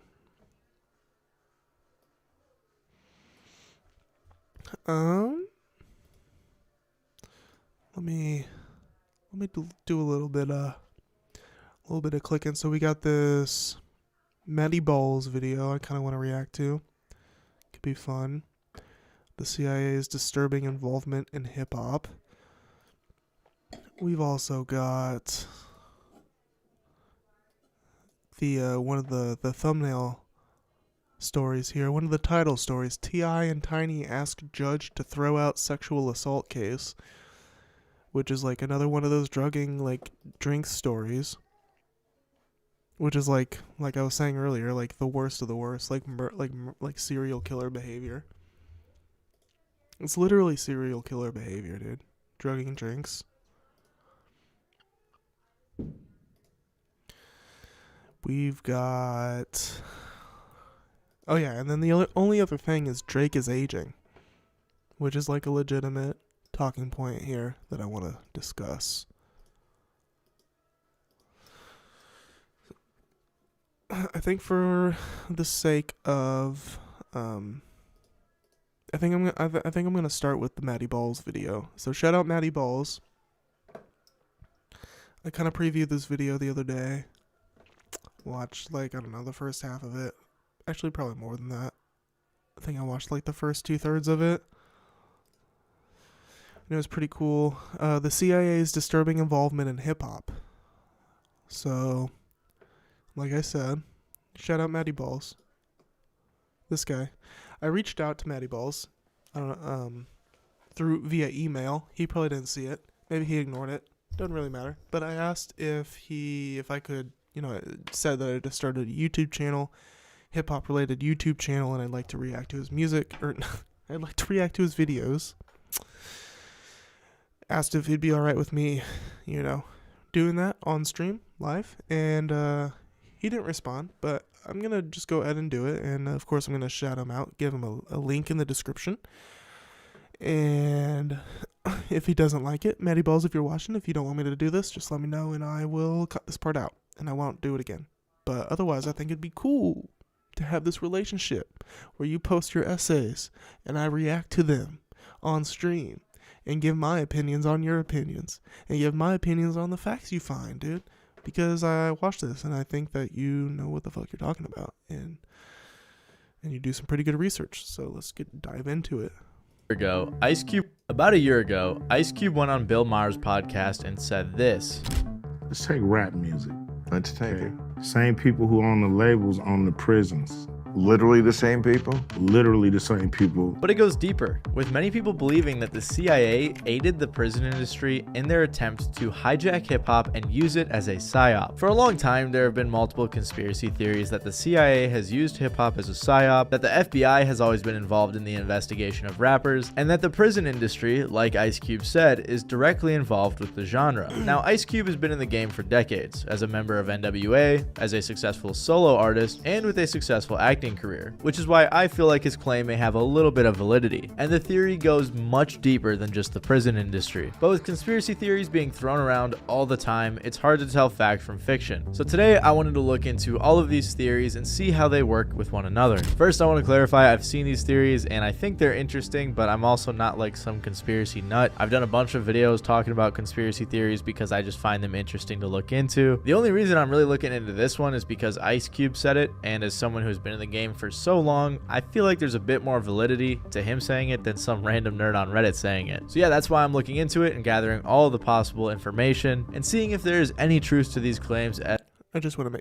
take a pause here and just point out, Matty Balls, like, I didn't really know this when I reached out to you, but upon watching this video and seeing the posters behind you, it is amazing how similar our interests are.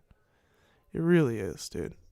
It really is. Walking, kids, not quite sure what this is, but Flower Boy, not quite sure what this is, but Attack on Titan, bro. Shout out.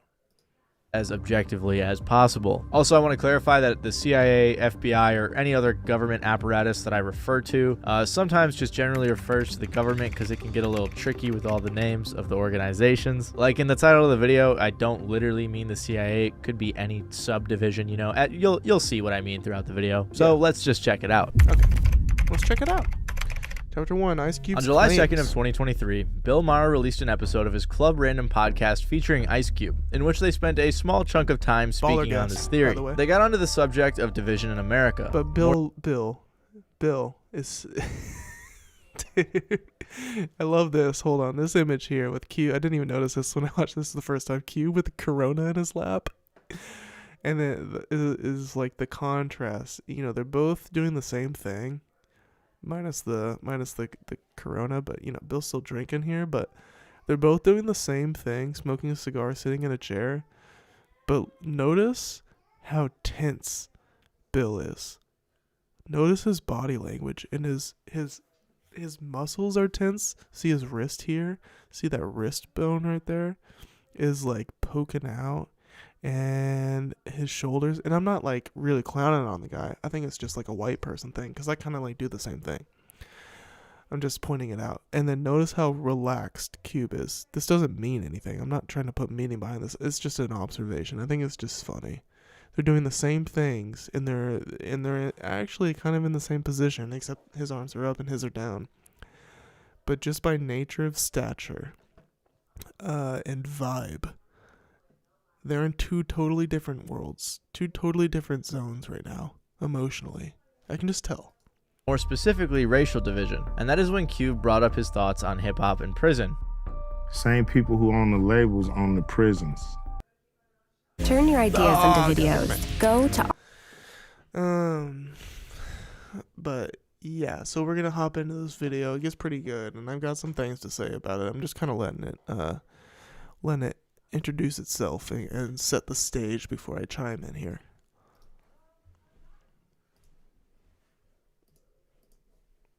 The same people? Literally the same people. Literally the who same own people. The labels on private prisons.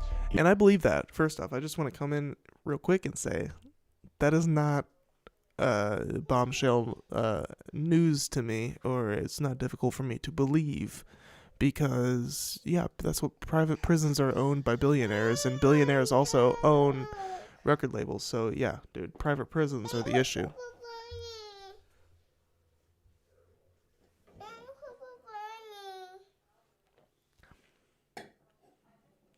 I gotta go change her real quick. Change your butt. You stinky, stinky, stinky, stinky, stinky.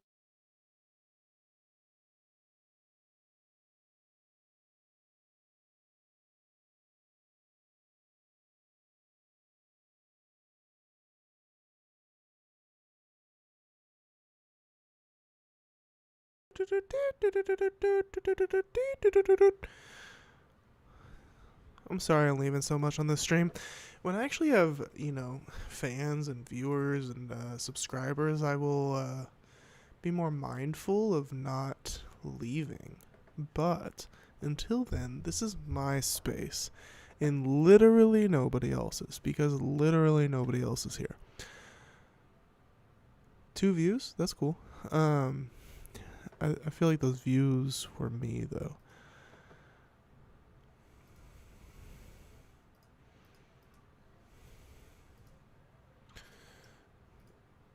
But let's get. You know, it seems really kind of suspicious if you want. Let me go back a bit. Oh, it seems really kind of suspicious, if you want to say that word, that the records that come out are really geared to push people towards that prison industry.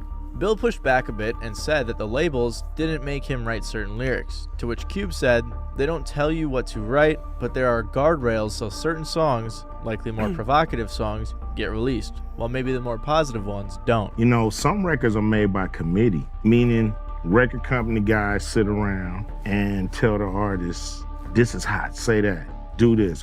We're gonna have this guy write the lyrics. And this is what, rappers have been saying forever, that the labels push certain things. The labels make them release certain songs,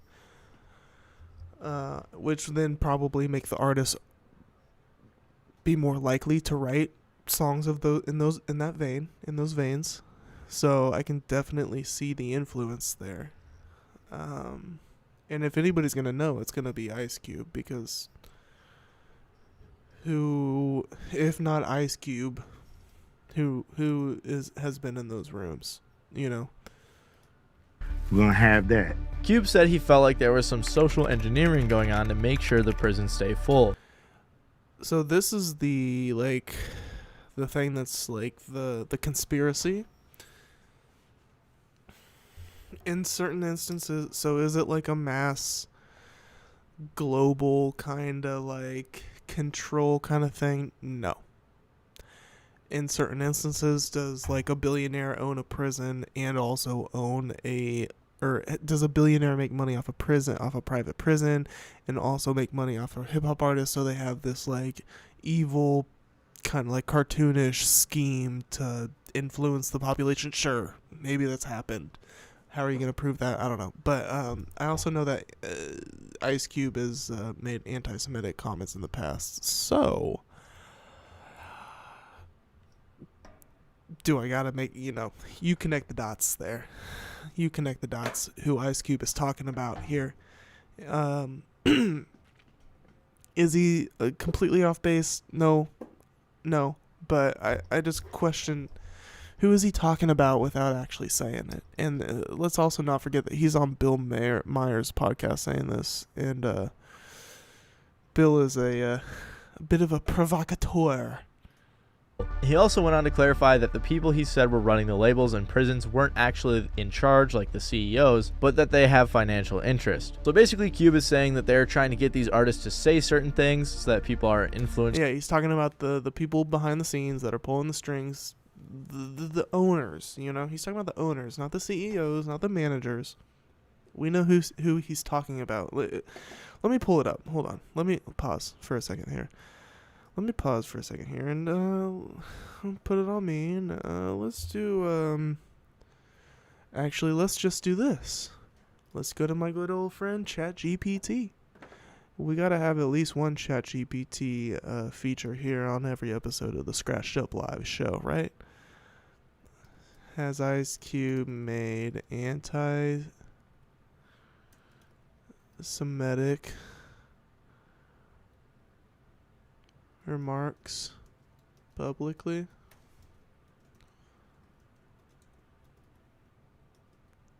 I think I spelled that right. Don't know. Okay. Ice Cube has faced controversy over some of his statements and social media posts that were perceived as anti-Semitic. In June 2020, Ice Cube faced criticism for tweeting a series of images and conspiracy theories that were viewed as promoting anti-Semitic stereotypes.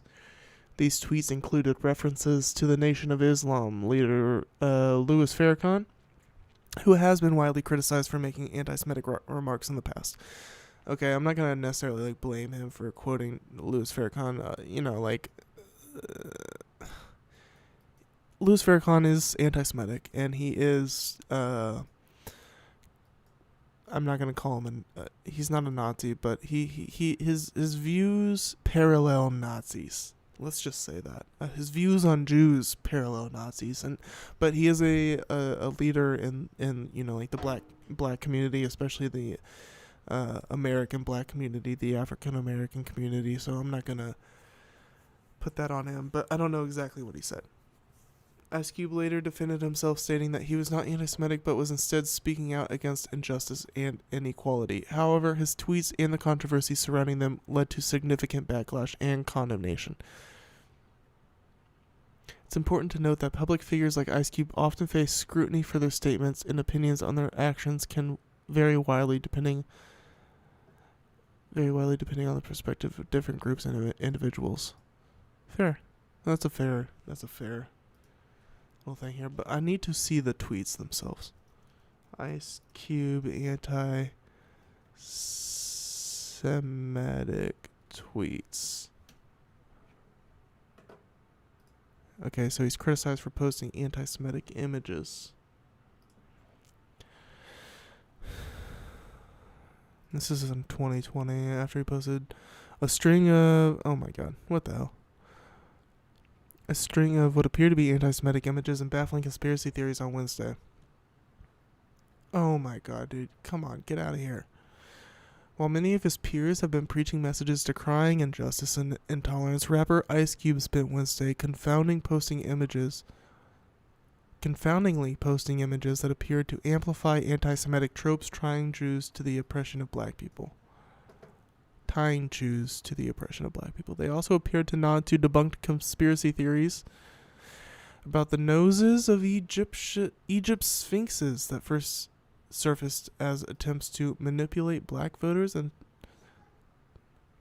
about the noses of Egyptian sphinxes that first surfaced as attempts to manipulate black voters in the 2016 election. This is why we call it rabbit hole, people. This article was published more than 5 years ago. The Daily 2020. Russian efforts to manipulate African Americans show sophistication of disinformation camp. Are we going to go into this? Yes, we are absolutely going to go into this. I can just predict. I can just imagine. I have commenters here. You know what I mean? I can just imagine what my chatters would say. I don't need actual chatters. I can just imagine it and respond to them on my own. The big idea. The big idea. The new report prepared for the Senate Intelligence Committee reveals that the Russians, in their bid to boost President Trump, have been more fixated than previously understood on trying to dampen African American political engagement. Researchers at Oxford University's Computational Propaganda Project and Graphica, a network analysis firm, spent 7 months analyzing millions of social media posts that major tech firms turned over to congressional investigators. Their goal was to understand the inner workings of the Internet Research Agency, the IRA, which the U.S. government has charged with criminal offenses for interfering in the 2016 election. Is that what IRA stands for? I just kind of like...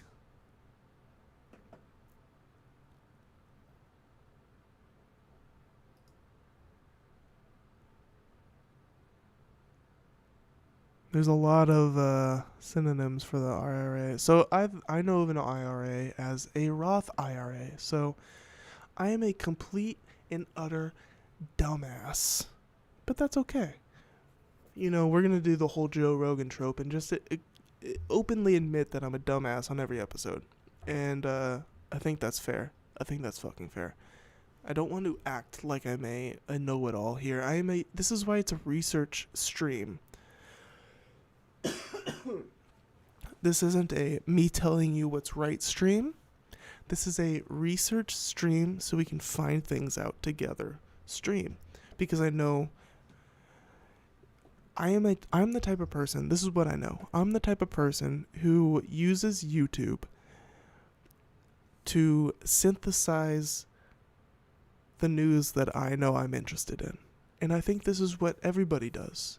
Whether it's YouTube or Facebook or whatever, you know, I think most people aren't even interested in news.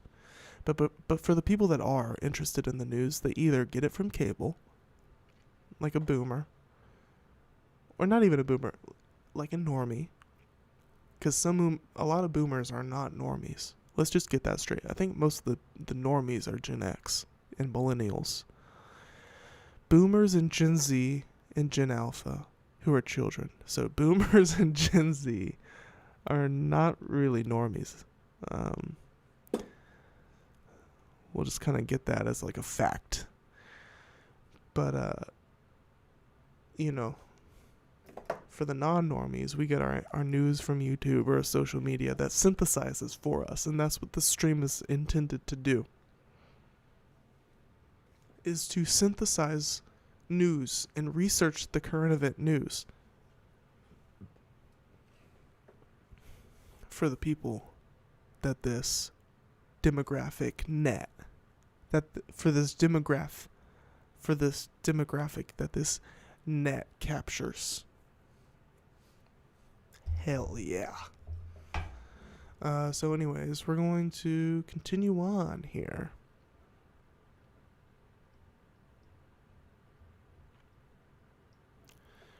The IRA is not a Roth IRA. It is the Internet Research Agency, which the U.S. government has charged with criminal offenses for interfering in the 2016 election. Turns out that African Americans were targeted with more Facebook ads than any other group, including conservatives. 3 of the 4 most liked Facebook posts put up by the Russian influence effort came from an account called Blacktivists that urged the community to be more cynical about politics.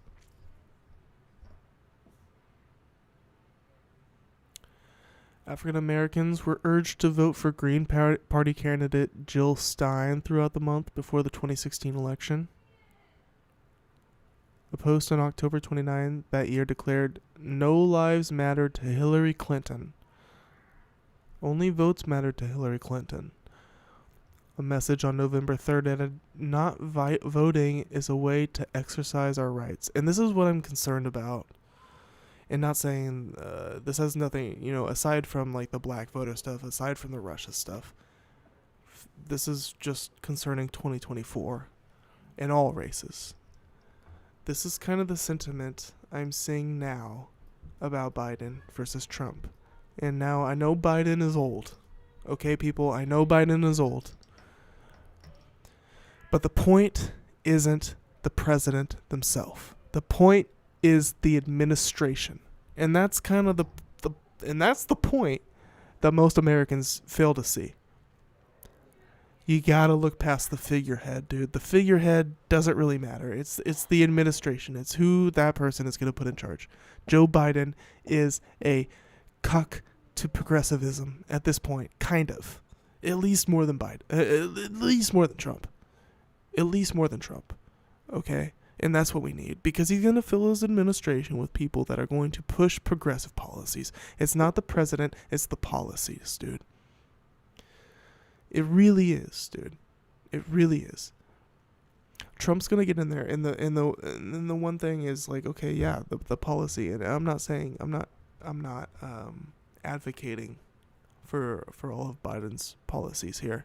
We have a dire situation. Now, I am all for the DNC putting another candidate up. I'm all for that.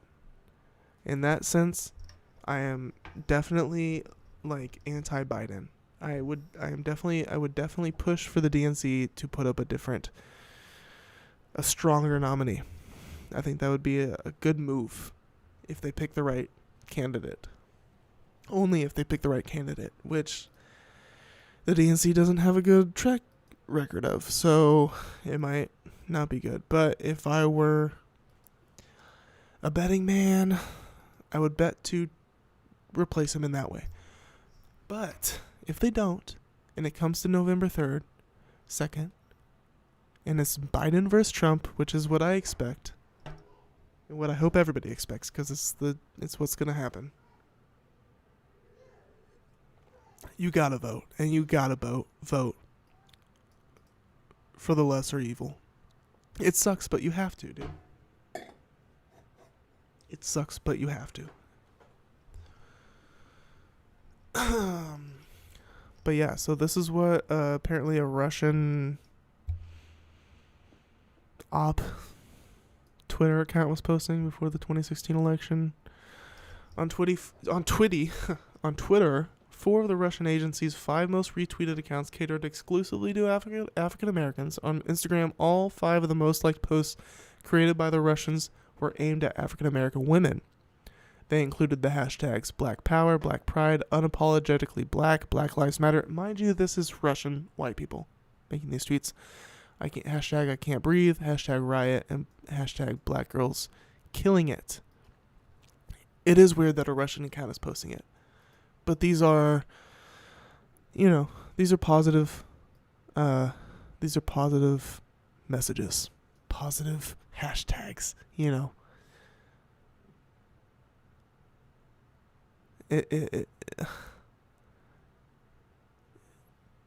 Apparently Russians were influencing. And I do believe that.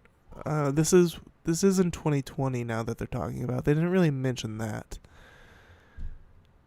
Because it said, "Oh, I can't breathe." I guess that could be 2016. So I can't breathe was Eric Garner. I was kind of thinking that was George Floyd. Okay, so this is in 2016, leading up to the election. On Twitter, for the Russian agency's 5 most retweeted accounts catered exclusively to African Americans. So wait, hold on. How is all 5 of the most posts created by the Russians were aimed at the posts included the hashtags? Okay, so these Russian accounts were trying to push black women voters to not vote because it's an exercise of your rights. I've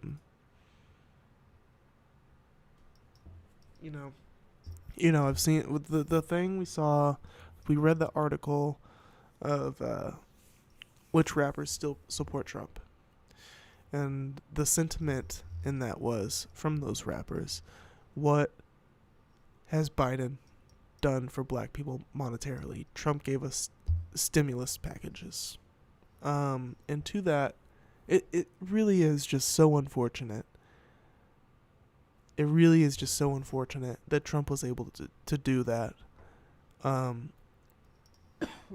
Because for a lot of people, it just looks like that's the thing that they think of when they think of, what did Trump do for me? Oh, well, he gave me a stimulus package.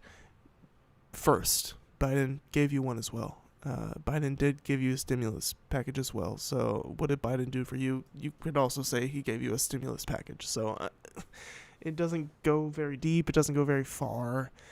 It just sucks that that's given to people. Because people are so cynical. And and that's the thing. It's not about the figurehead. It's about the administration. It's not about the figurehead. It's about the administration. I want a young, left-leaning progressive candidate, and as our nominee, I do, and I think they could beat Trump. I do.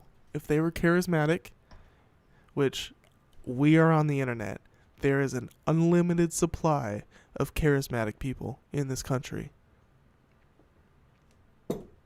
I mean, there's so many more people more charismatic than Trump. Not saying Trump isn't charismatic. I'm just saying he's not the anomaly. He's definitely the anomaly in the Republican Party, because the Republican Party is a vacuum of creativity and fun.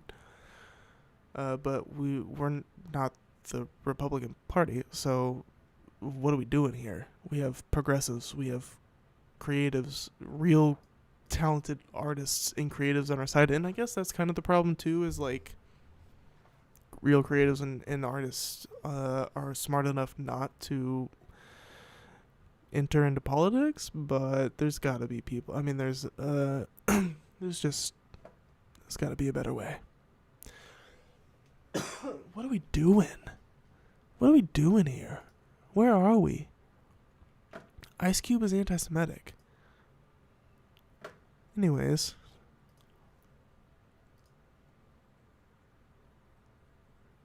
to commit more crimes, which in turn keeps the prisons full, which then gets the prisons to make more money. We know that this is at least possible because of multiple studies done that show how music can affect both your mood and your decision making, especially when you're younger and easier to influence. I gotta stop you right there, dude.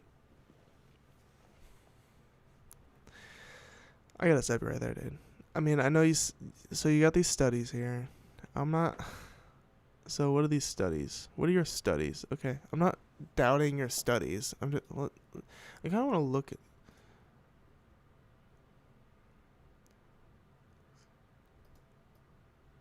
Tags, ignore.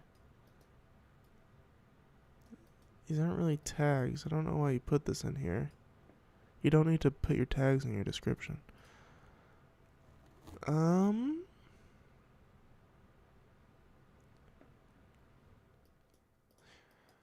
You should give. I know you're giving credit to the TikTok you played in the third section, but you should give credit.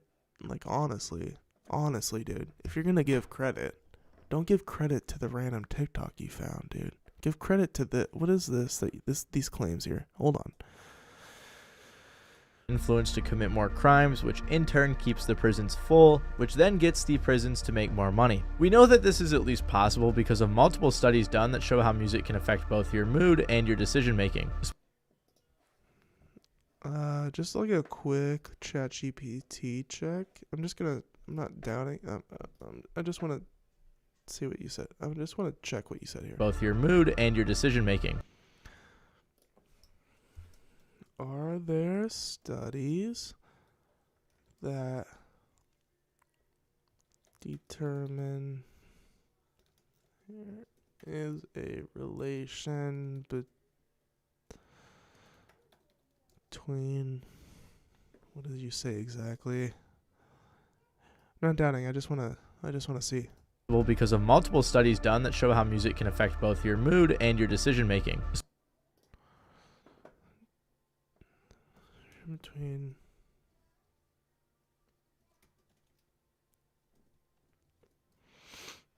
the music you listen to and your mood / decision making.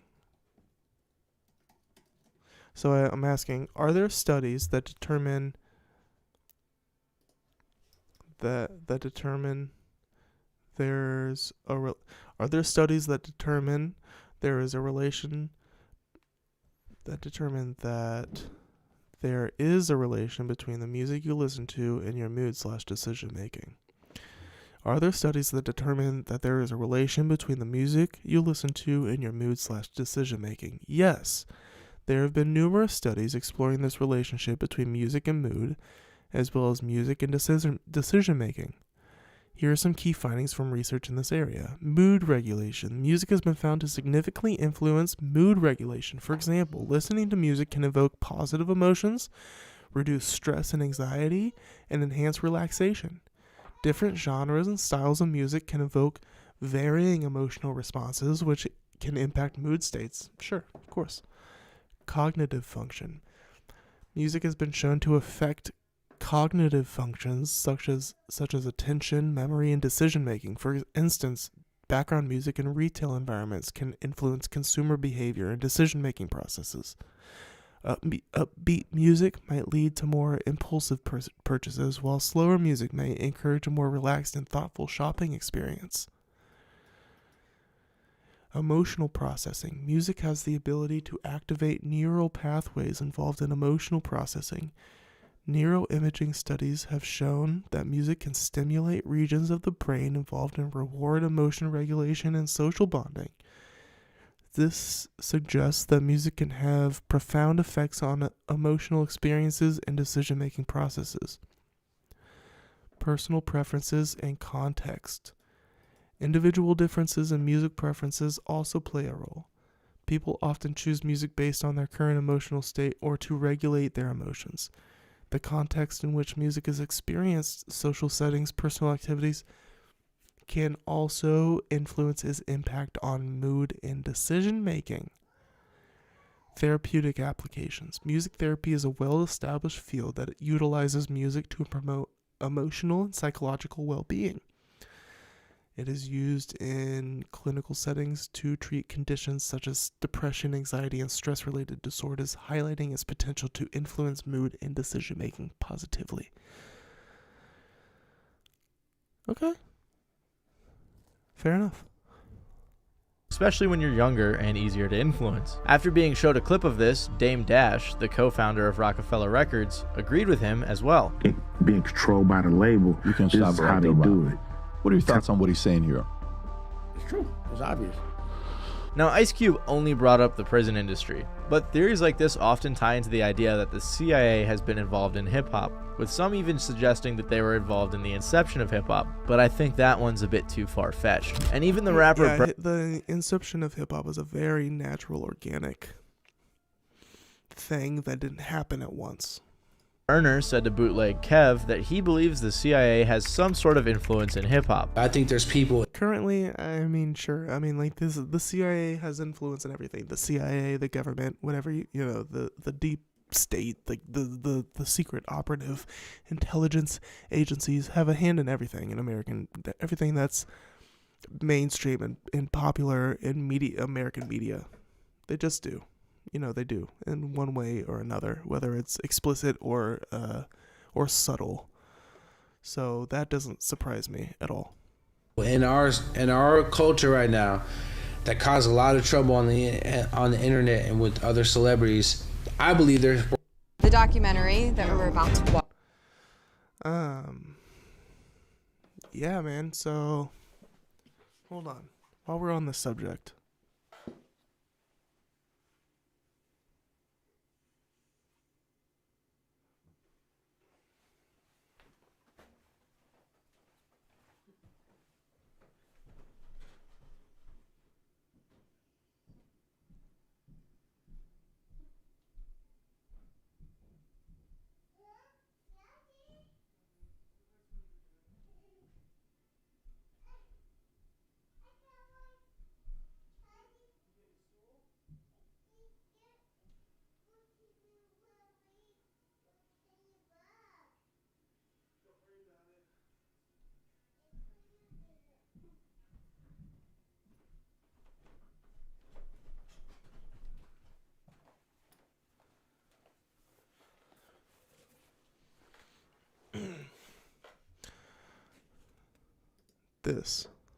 This is what I needed.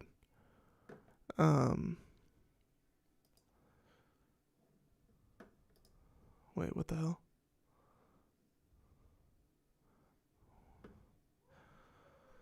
Transform. No, flip vertically. Oh my god, dude. Jesus Christ, dude. Holy shit. Oh my god. I'm such a fucking retard. Let's see here. Vertical, flip, horizontal. There we go. This is what I wanted. So this, chaos. Yes. The CIA, it manipulates, dude. So this is like, and this book is phenomenal. You need to check it out. Tom O'Neill. Since we're on this subject here, the CIA does manipulate and infiltrate populist movements in America in order to control the narrative, control